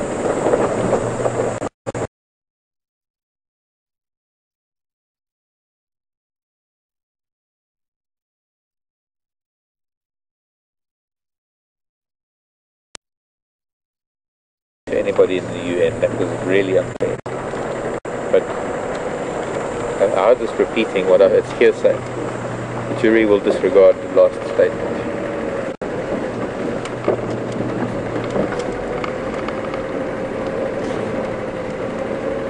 Elephant tracks that were heading to the dam. Another squirrel. Looks like this really big storm is spreading over us, but very high. The cloud that's coming over is at least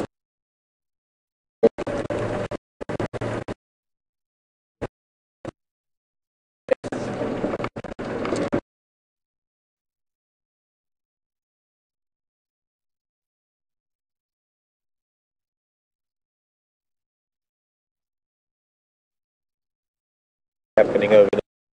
Maybe hood's breaking up.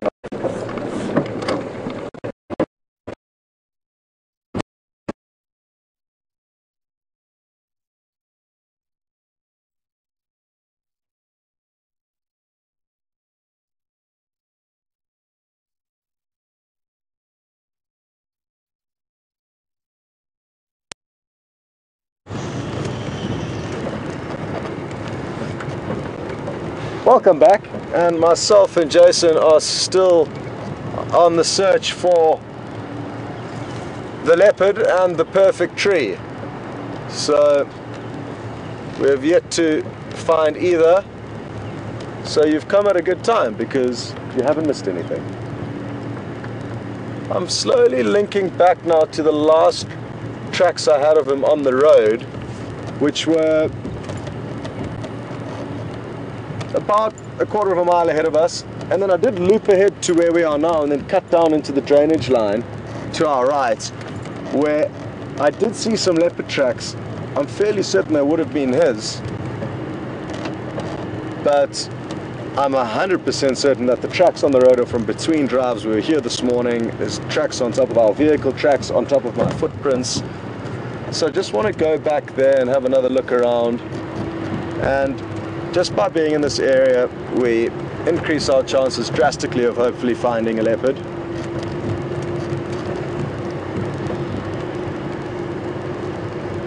And it's along this very same road that Jason spotted a leopard, possibly the same leopard we're looking for, Djuma,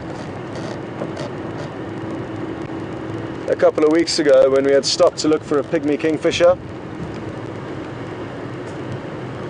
And Romeo managed to spot the leopard slinking off through some very thick vegetation, and we then managed to have a few good sightings or a few glimpses of him. Well, this is where... Let me just chat with Mark quickly. Go ahead.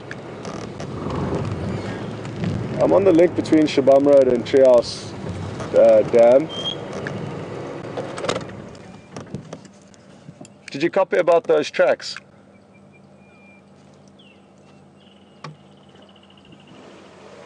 They came out on this link and onto the road and then cut back down into the drainage line that feeds into Treehouse Dam. There's tracks on top of my footprints from this morning.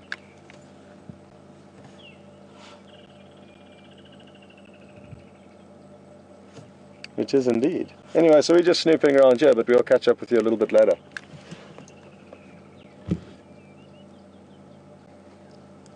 Oh really? Okay, perfect. Where should I head towards?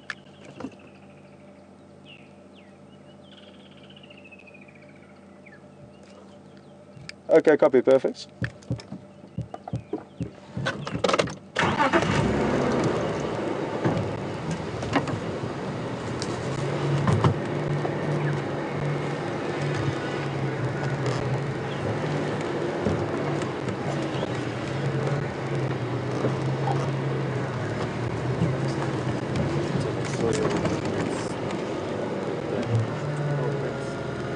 Thank you. I did see that on the monitor. So thanks, Jason. And folks, you would have noticed my footprints there with the leopard tracks very close. The one which was on top of my footprint was difficult to see, but I'm sure you would have got an idea from what Jason showed you there.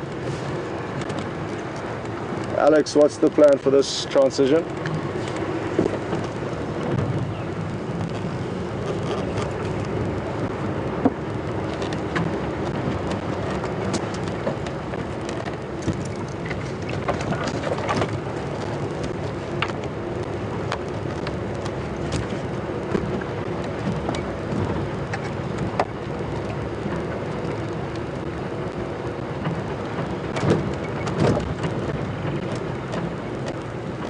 Copy.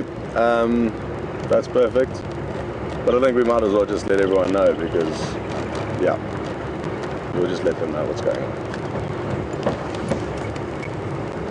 I feel like the president. So we're just going to go and meet up with Mark quickly and swap cameramen, sadly. There's actually somebody who's come to interview Mark and Jason. So before Jason leaves tomorrow morning, we need to get this interview done. So okay, copy, perfect. So that's what's going on. We're just going to swap cameramen quickly, and then that way Jason will be able to spend a little bit of time with the person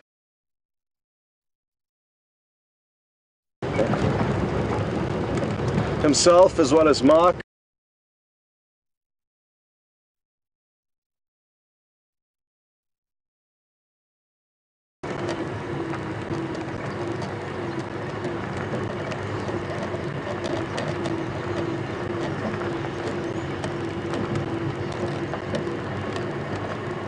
Okay, copy, perfect. I'm just turning onto that road now from the dam.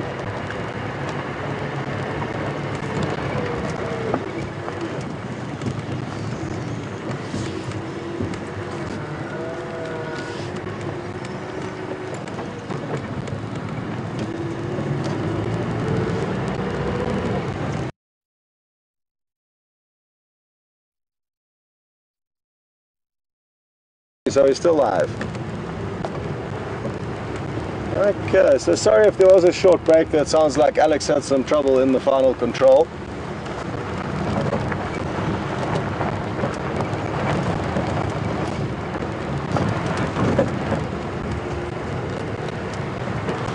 And you may be wondering what person is coming to interview Mark and Jason about, and it's about the elephant incident that Mark and Jason had on the vehicle today. So just somebody coming to get some insights into what happened, and it is a rare occurrence and very good that it is going to be documented accordingly. So that is what they are going to be doing.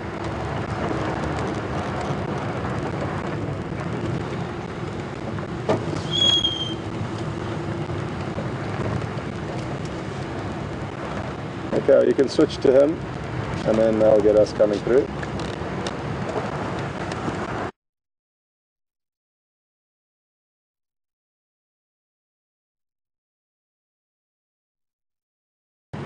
Okay. Okay.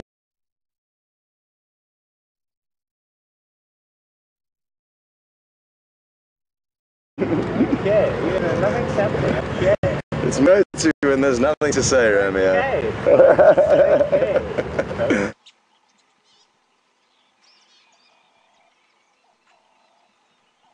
Okay. Like it does when it builds up. It'll build up for a couple of days going over there, and then hopefully we'll get one of them. Okay. Okay. Romeo, it's been nice. real. Been a pleasure. We'll see you at the fireside. To catch you driving that little S-Pen. We'll have to. We're going to go and find that leopard now. Are you ready, Vim? Happy to go look for a leopard? Okay, toodle-doo. Yes, look forward to it. There's some Djuma in the fridge if you want. Cool. So we just need give Romeo his cards. Romeo, your card.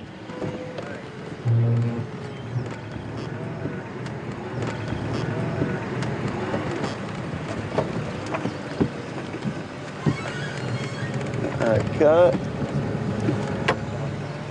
Thanks. Enjoy your drive. Have fun. Toodle-doo. Good luck with the interview.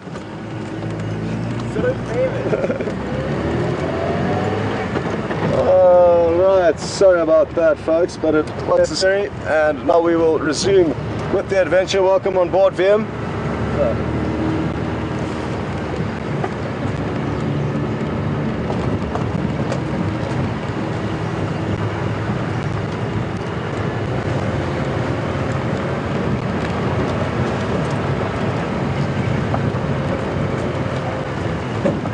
I don't know why I'm rushing. I've got a feeling that we just need a rush to get to this, back to the spot where we did have these last leopard tracks, but in second thoughts, let's just take it slow and enjoy.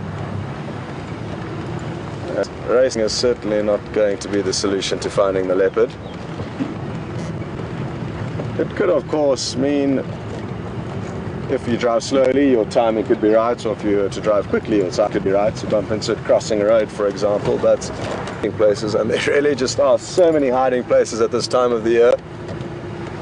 It's been incredible to watch the vegetation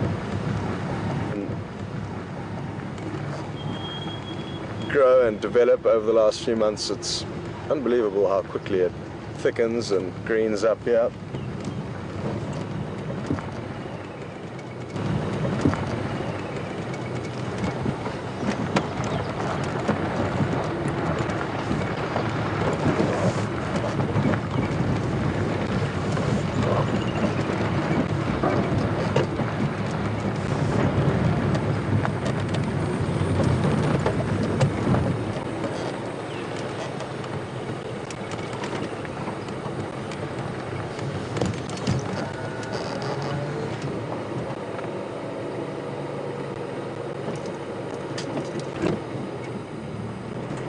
Really important for me to make sure I don't overlook any tracks.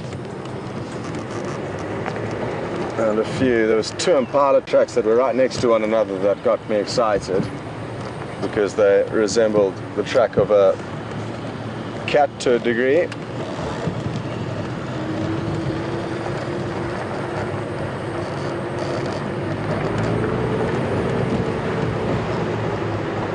So VM, just to fill you in, the last tracks we had were on the other road to our left that runs to Shabam Road, and his tracks were on top of my footprints and vehicle tracks from this morning, and he headed in this riverbed up towards Treehouse Dam. I did see some of his tracks in the riverbed there, and they were quite close to the dam where I had his last tracks, but subsequently we have found nothing of him popping out anywhere here, so not sure if he's still lying around or has changed direction. But at least now you know what to look for or where to look.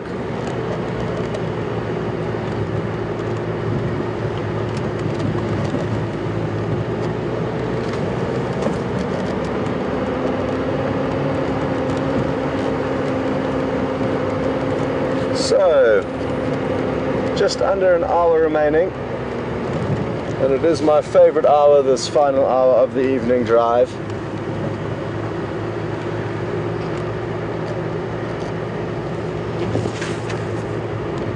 If I could choose a time to go out, it would probably be around 5:30 to head out, ideally, and then come back at around 8:30, depending on what's going on. Because it is just far more pleasant at that stage of the day. And that is the nice thing about coming to any of these lodges, they are very flexible. So if you'd like to sleep in the morning or wake up exceptionally early to make sure you're out in a beautiful spot to watch the sunrise, the guides will often oblige and do whatever it is to fine-tune your safari and really make your stay memorable. So that is one of the perks of coming out here to these lodges. They do really look after you well.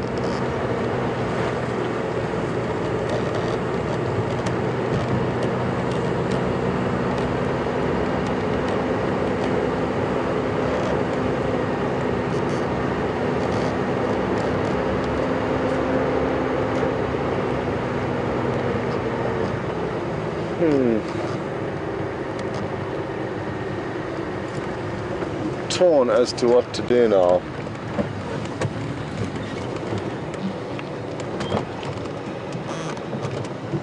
But I'm going to take a risk. Keep searching for this leopard. Anything could pop up along the way. And we do know that he is nearby, so I think it's worth investing this time in him. And as some of you may have learnt over the last few weeks, we have sometimes got lucky by investing a lot of time searching in an area where we know a leopard could be moving. Even though we've been looking up and down, there are just so many hiding places that if it was lying down behind anything, we wouldn't see it. So I'm convinced he's nearby, and with a bit of luck we'll find him. Liam actually spotted him last time when we spent a lot of time tracking him in a riverbed, and there was literally only 5 minutes left to broadcast, and boom, VM spotted it. The first 2 times that he said there it is, I thought I was imagining things, and it was only on the 3rd time that I actually clicked and then looked where he was pointing and was hugely overjoyed to see the leopard that we had been looking for. We spent quite a long time looking for him, I think about 2 hours backwards and forwards.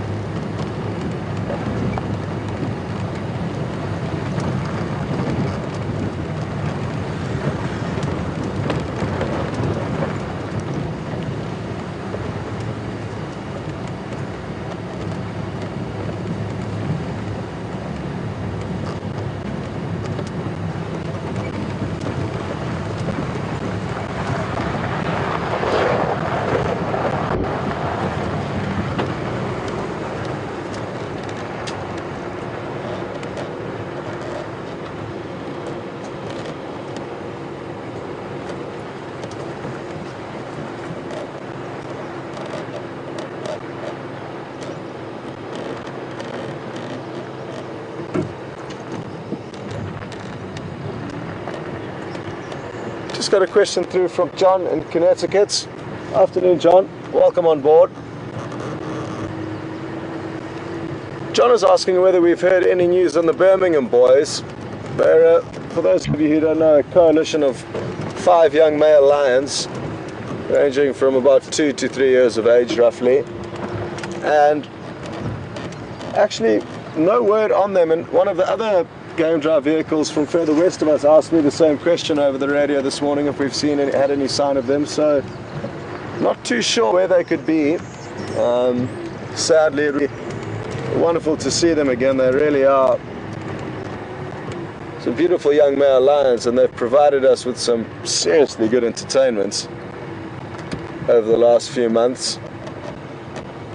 One was a live buffalo kill that we actually managed to capture in the beginning of December, so that was an incredible sighting with them. And John, thanks for your kind words. I'm glad you enjoyed this afternoon's ride.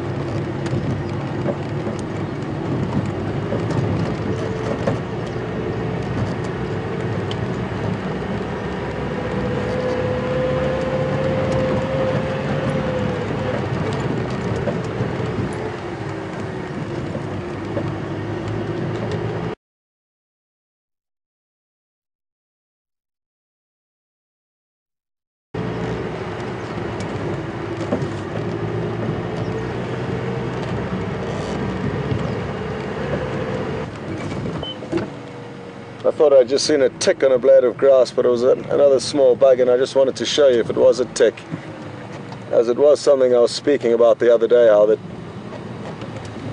blood-sucking ticks climb up onto these grass seeds and that way can hitch rides along with any animals that brush past. And one of them managed to latch on to me yesterday. But thankfully my marula antihistamine cream, or sap, that I retrieved from a bleeding marula tree that had been attacked by an elephant. If you can try and get this bird. I tried to show people this morning, but it flew off. This is a ground scraper thrush. It's a very pretty bird, and one that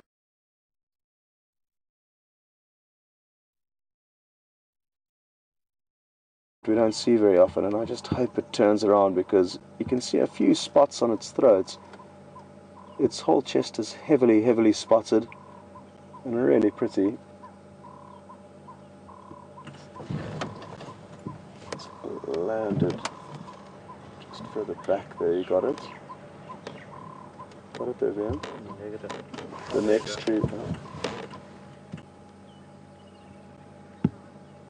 It may turn around and face us, but there you can see a few more of the spots on its legs.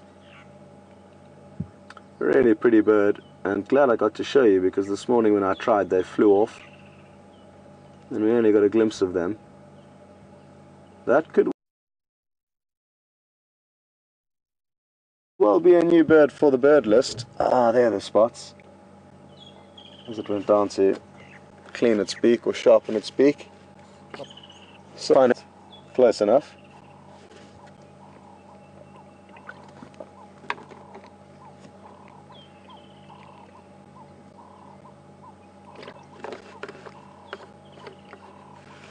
Okay.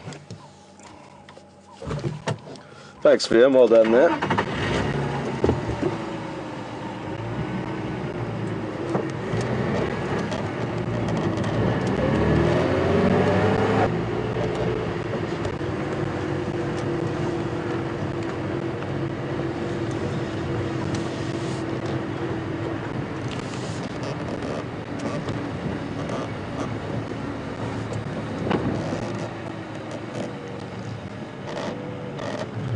Just got a question through from Jennifer in California.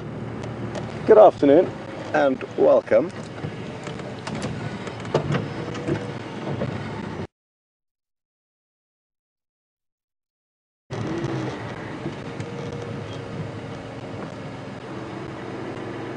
seeing things.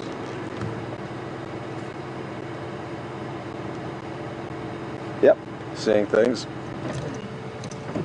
I thought I'd seen the leopard lying right there, but it was just a small termite mound. And we'd been out walking around a little bit here, so that would have been interesting. Oh, reverse by touch. Until you hit something, you can keep going. So Jennifer, this question was whether there's been any updates on Karula, and the last potential updates I have is about 3 days ago. There was tracks of a female leopard, kind of in the sense of our property heading southwards, and follow those tracks that disappeared and hasn't been any further sign. It could well have been her, but wasn't necessarily. But just judging by the area she was moving through, it is her territory, so could have been her, but strangely she hasn't been spending much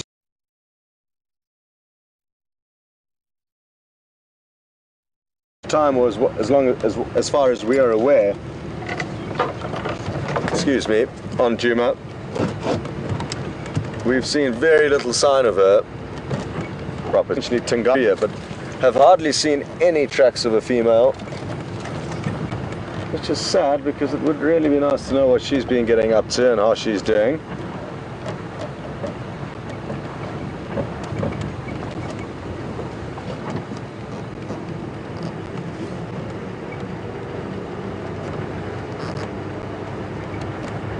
Imagine if he's lying in one of these bushes nearby and he's like, these guys have driven past me 5 times now and still haven't seen me. That could well be the case.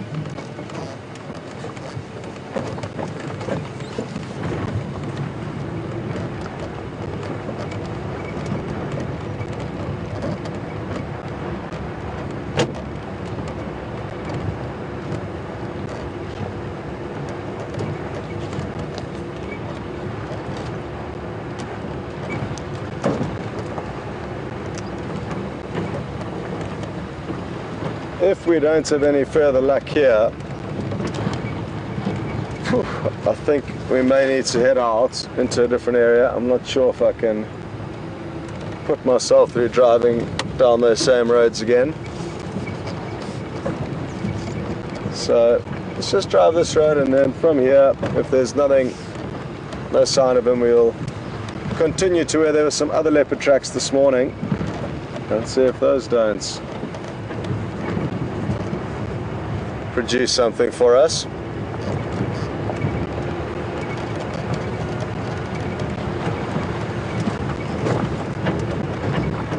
There's a strong chance he continued in the riverbed that flows down from Treehouse Dam, which is on our left hand side here. He was heading in the same drainage system just above the dam. So depending on how far he moved, he could well have just crossed over one of the hard roads by the dam and I wouldn't have been able to see his tracks. And therefore we may have been looking in the wrong spots if we had already made it this far. But we're looking here now, so at least at some point we are spreading the search a little bit.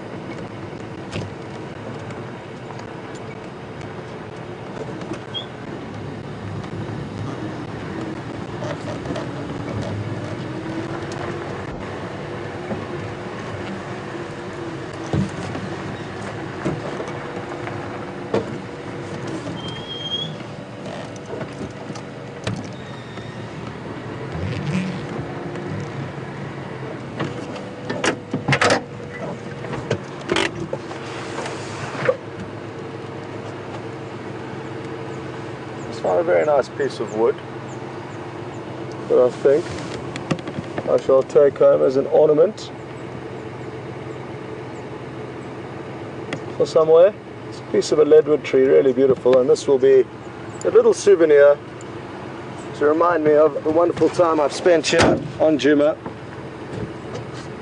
And isn't it just incredible, the textures and shapes in this beautiful piece of wood.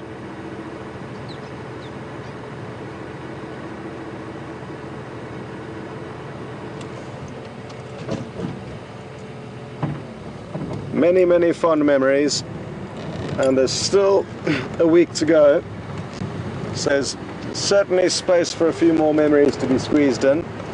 It's been sensational, Arch. It really has been so lucky with what we've been seeing.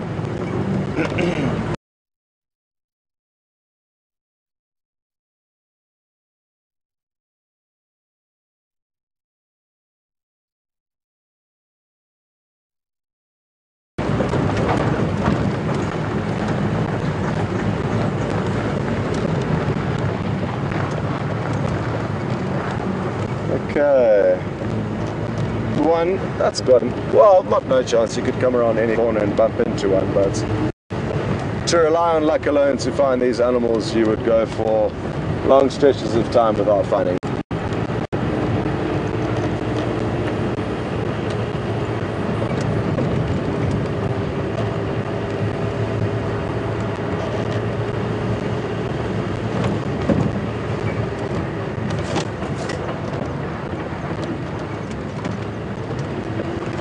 Afternoon, Bob. Bob's just asked a question all the way from Iowa, and my father actually studied in Iowa. He studied chiropractic there. Pretty sure it was Iowa. Anyway, Bob's question was whether female leopards will fight and chase other female leopards out of their territories, and yes, they certainly will. It's the same for lions, leopards and cheetah. Females will compete between females for typically smaller territories, and males will compete between other males for bigger territories, because a dominant male will often acquire enough territory with leopards, for example, to be able to mate with maybe 4 or 5 or 6 females that his territory encompasses theirs. So female territories are typically smaller. And the same goes for lions with their coalition. So prides of lions, which are the lionesses, will fight between other lionesses for territory. And coalitions of males or single males will fight for territories. And if it's a single male, maybe he'll only have one pride in it and therefore spend a lot of time with them. But with the bigger coalitions that we get out here, we tend to find that 4 or 5 males may have a territory encompassing 4 or 5 prides of females.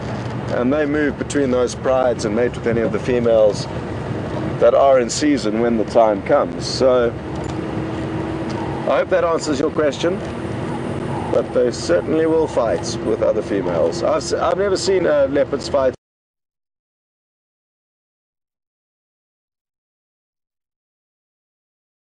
Not male on male, not female on female, but it does happen, and it would be an incredible thing to witness.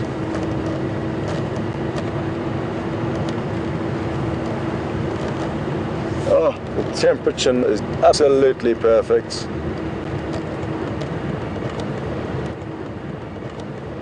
A wonderful evening.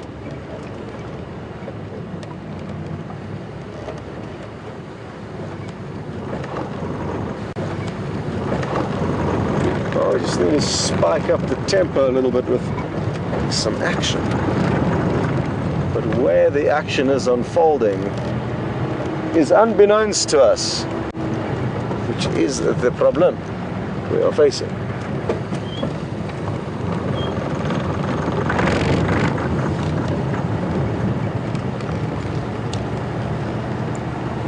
Mosquito just bit me on the hand here, and it's really itchy.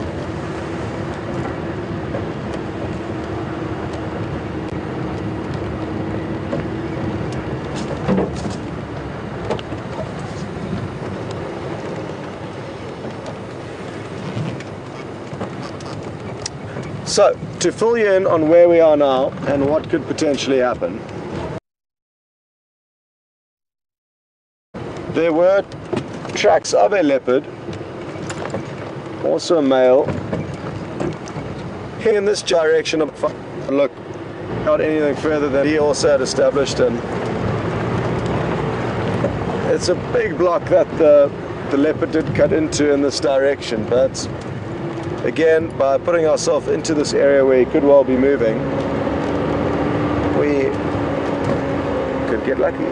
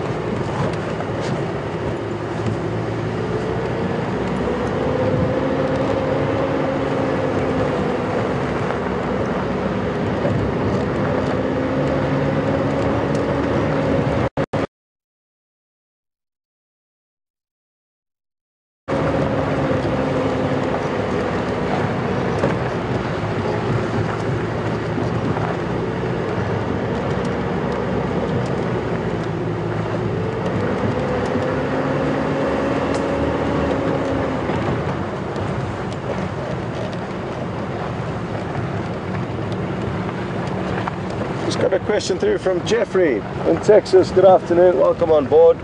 And Jeffrey's asking if anything's made out of the wood of leadwood trees. And yes, a lot of furniture is made. It's even used structurally in... Oh, this bird's awesome. The one on the road there, VM. This is called a Coqui Franklin. Look at that bird. Very simple. But this one, called the Coqui Franklin, we very rarely see, and as you can see, oh, it wasn't interested in hanging around, but wasn't that great? Such a pretty little bird, and the first one I've been able to show you. Well done, Firm, on your speedy camera work.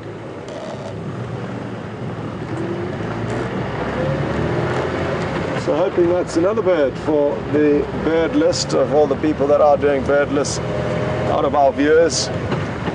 And it is a good way to get into birding by starting a bird list, because it just excites that natural competitive edge we have as humans to want to know more. And by starting a list, I find it helps people get involved and also just keep track of what you have seen. Having said that though, I never make lists, so I am not exactly practicing what I preach, but I know it does work for some people, so use it or don't use it. I know I don't, which is naughty, but it is a good way to stimulate a bit of excitement for birding.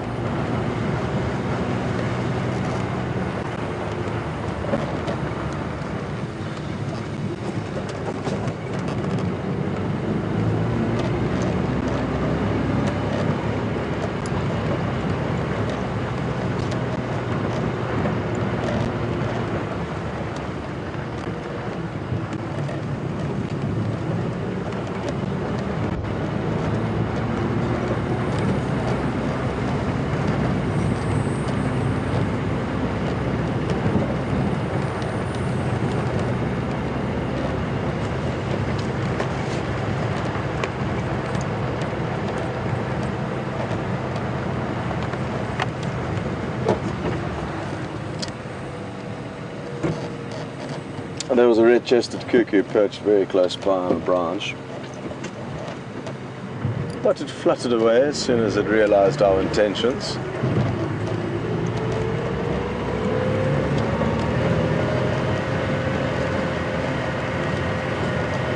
One thing that I would love to bump into is a hyena.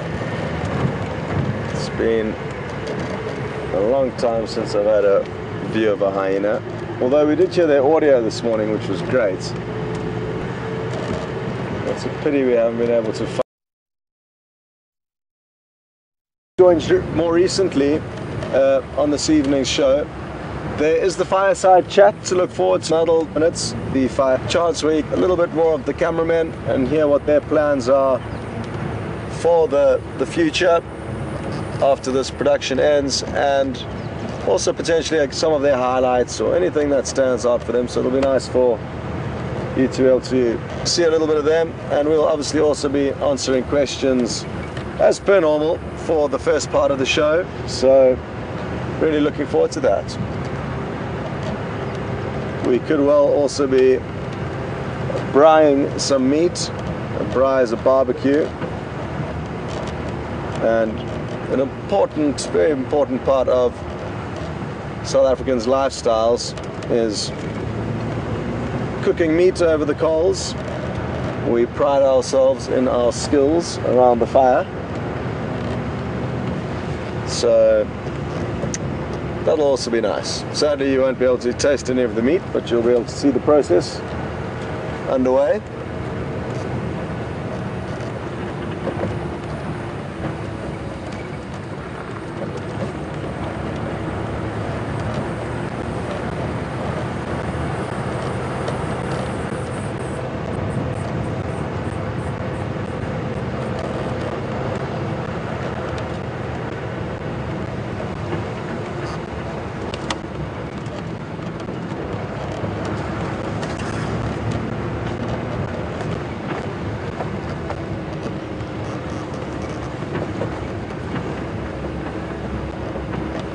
Every corner we go around, I'm hoping to see a leopard pacing down the road towards us.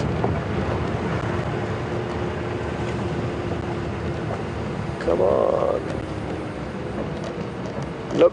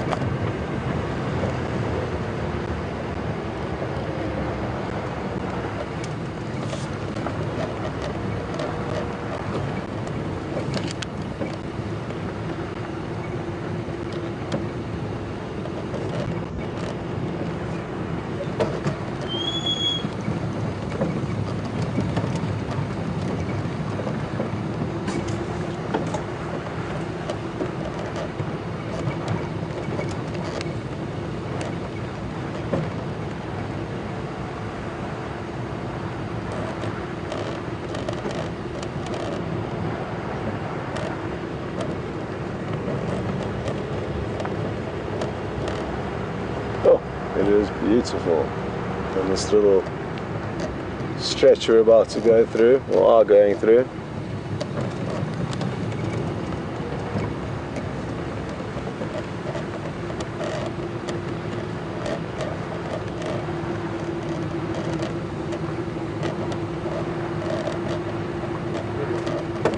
Sorry? Cool. Should I reverse? Keep going? I do that.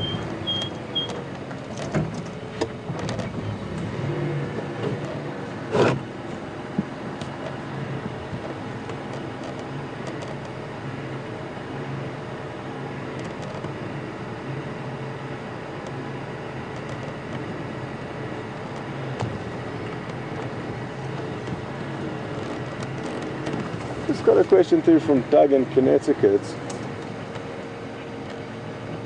because I have mentioned that I feel that guides don't spend long enough in sightings, and I'm sure if you did ask them to stay, that would help. The other thing that you need to bear in mind is a lot of the time, especially at these lodges in the Sabi Sands, there will be 6 people on a vehicle. So if you are here as a couple, you could be with 2 other couples. And what's difficult for the couples for the guide is that he's catering for 3 different couples. So the way to avoid that is to pay extra money and hire a private Land Rover, which most lodges do offer the service of having your own guide and just the 2 of you on it. And that way the guide can cater simply for your needs. That would be the best advice I can give you. But also, I mean, a lot of the time, obviously guides will listen to their guests' requests, and it could be the guests' lack of knowledge and thinking that they may think that racing around, oh, this is beautiful, they're coming right out into the open. Well done, VM, for spotting this. So yeah, Doug, there's no definite easy solution to that, but those are a few potential solutions to the question. Get your own private Land Rover, which you'll pay extra for, so that there's no other couples on the vehicle. Or just try and convince your guide to spend longer with animals and rather have one leopard sighting, but a quality one, or at least potentially you've invested time and you've given the opportunity its best possible chance to be good, and then, you know, the next drive focus on looking for lions. It is risky business because, as you'll know, there can be lion and leopard around every corner here, and we might not know which one to go to on one day, and the very next day they can all be gone. So there's risks and gambles involved. That is one way of doing it, Doug.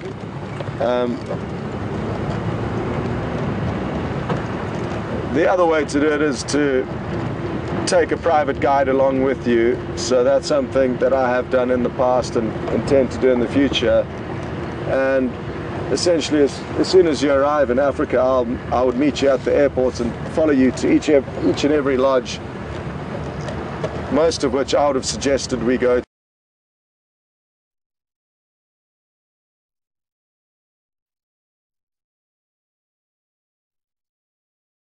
And knowing that we'll be looked after properly. So the knowledge you get from using private guides is hugely beneficial in increasing or optimizing your to take a private goes according more and more popular private guide like to try and ensure that they're going to have an incredible stay when they go out here, and it's not to say that any of the lodges won't provide that for you, but I think taking a private guide along is an extra backup plan to make sure everything goes smoothly. Good question though, Doug. Very good question, and I'm glad you asked it, because it's no use me telling you the issues you may face out here if you do come out on safari without giving you any tips as to how to get around it. So thanks for asking that, Doug.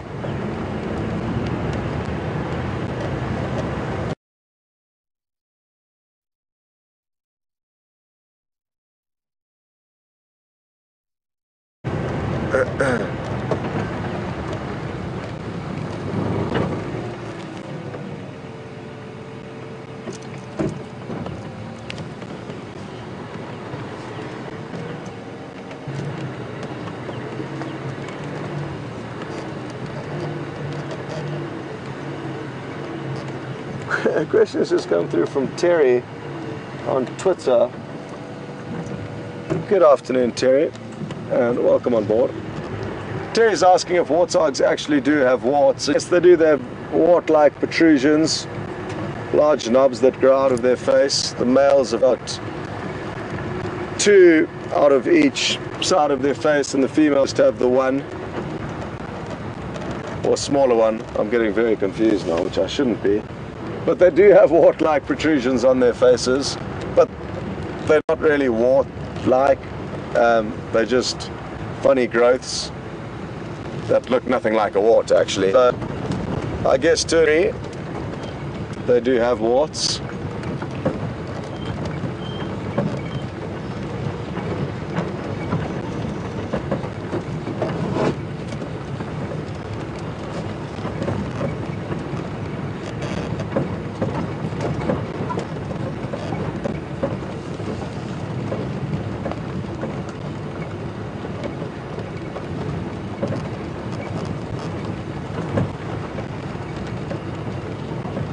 Oh, hello, Impala.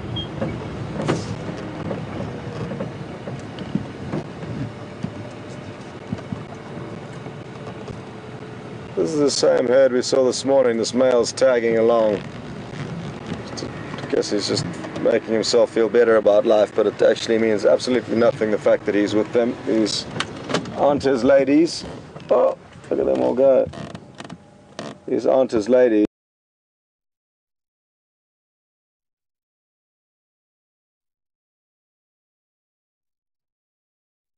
And he's getting nothing out of being here other than extra eyes and ears for protection. In a couple of months' time, the rutting season will be underway, and then males will compete heavily with one another. But it's quite interesting that typically the men only hang around the females if there's something to benefit from. There's benefit from the numbers, but he could also be doing that in a bachelor herd, as most impala would be doing now, so not sure why he has decided to do that, but not uncommon to see males lurking around the females in abnormal times.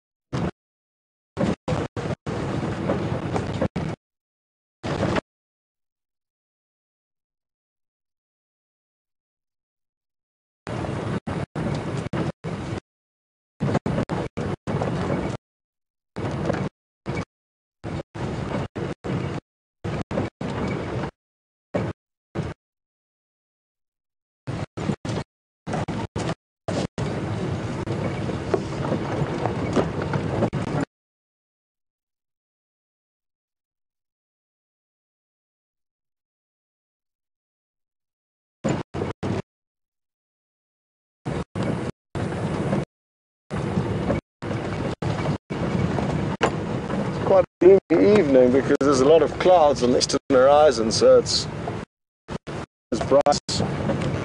Although they would have said so. Maybe it's simply that I'm losing track of time.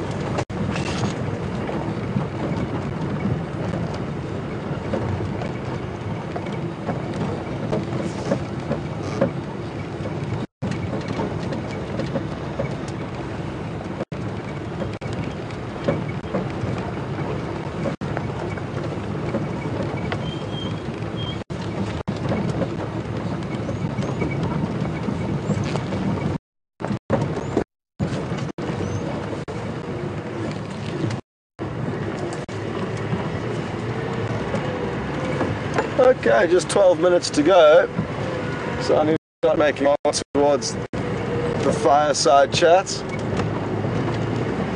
and we kind of are on schedule.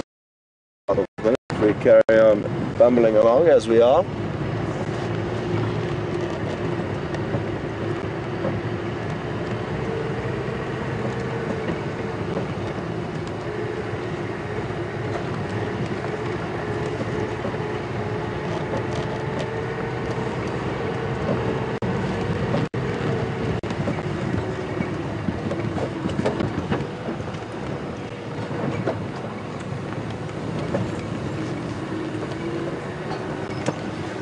Now my mind's playing games and making me saying that I should have stayed in that area around treehouse leopard, but that was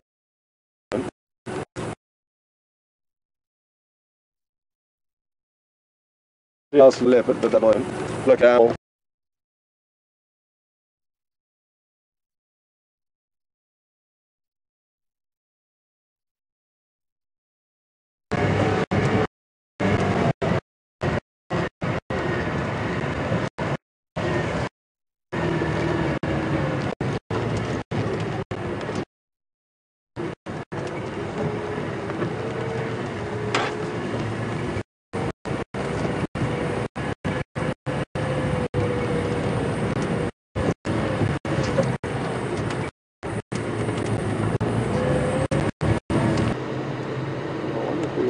Spot it. It's not doing its proper call, it's just doing a kind of abbreviated version of it. But it's enough to hopefully lead us towards it. Where are you? Somewhere on the left of the road here.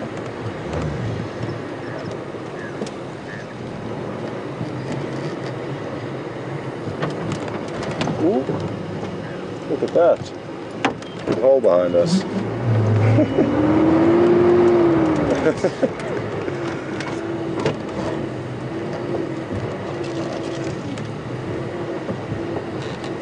It's either a barred owl or a pearl-spotted owl. Owlet, rather. They're tiny, tiny little owls.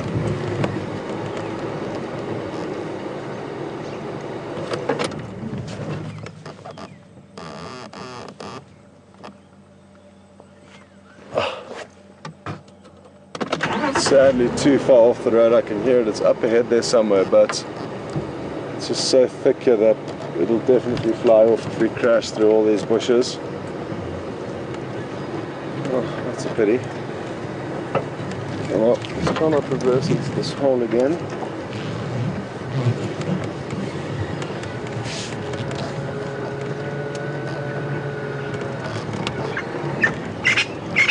Oh, there's a Franklin just behind us.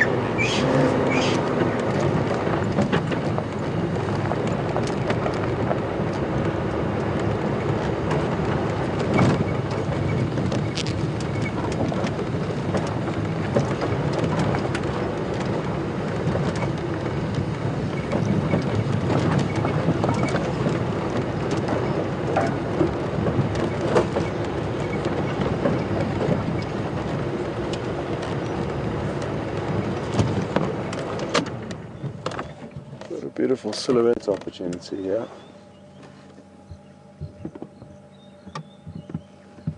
Oh, well done, Via.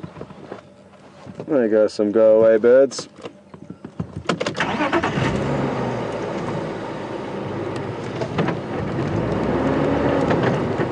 And another one.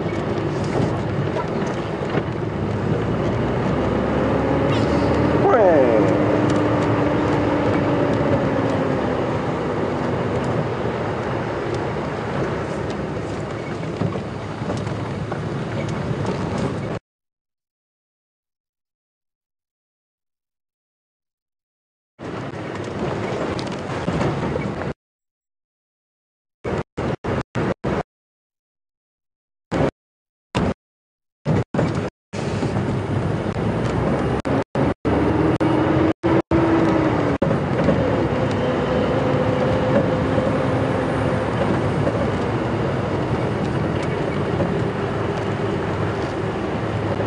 Am I going to have to stay alive on drive for longer?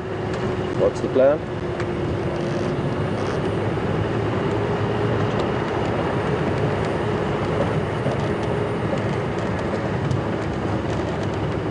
Yeah, that'll be useful so I can plan a route.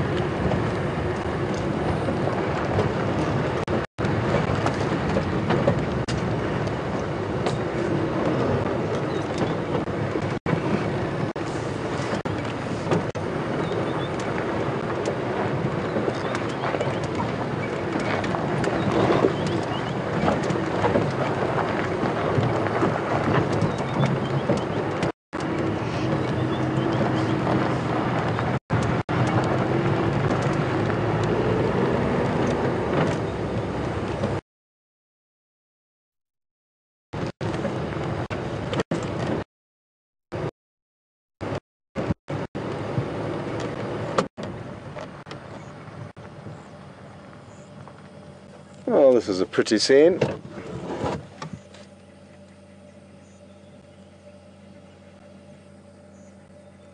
And these buffalo don't have a worry in the world.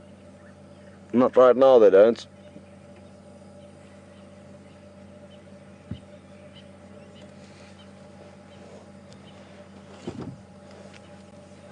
Beautiful evening, and I'm just gonna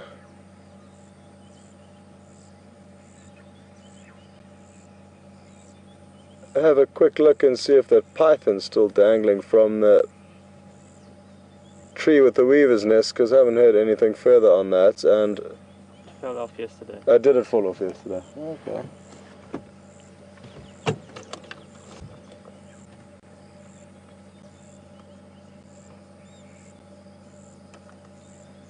Oh, thanks, Fam. So the snake is gone, and I'm sure the terrapins and catfish thoroughly enjoyed that meal.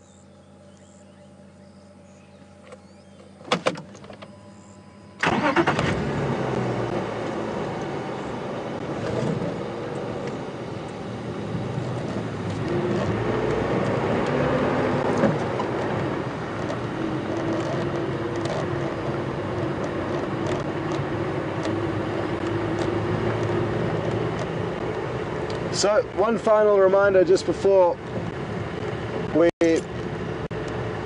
finish this little afternoon safari, we are going to be doing our 1 hour fireside chats. It's the last fireside chat we'll be doing this production, so please join in and get some questions through. It's going to be difficult to answer everyone's, but it always is, but we'll do our best, and we'd love you to join in.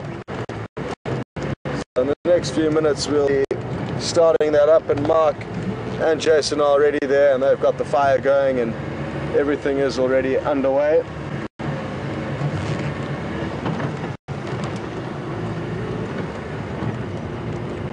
To answer them. If not, you'll have to wait for the next production, or at least you can try and get those answers through during the drives at least, not necessarily, we don't necessarily have to answer them at the campfire chat, we may be able to answer them during this last week. Sounds like he will be taking a leave this week, so I'm not sure exactly when he's going. It'll just be myself on drive, in all likelihood Tuesday, Thursday, it'll be Friday, but we'll post it as soon as we know what's going on. I might have to sort a few things, and I also need to leave one day early in order to get onto a course we're doing in Cape Town next year, a 2-week course. Sorry, not next year, next month. So a course we're doing in Cape Town next year, a 2-week course. Sorry, not next year, next month. So it will just be Mark on the final Saturday of drives.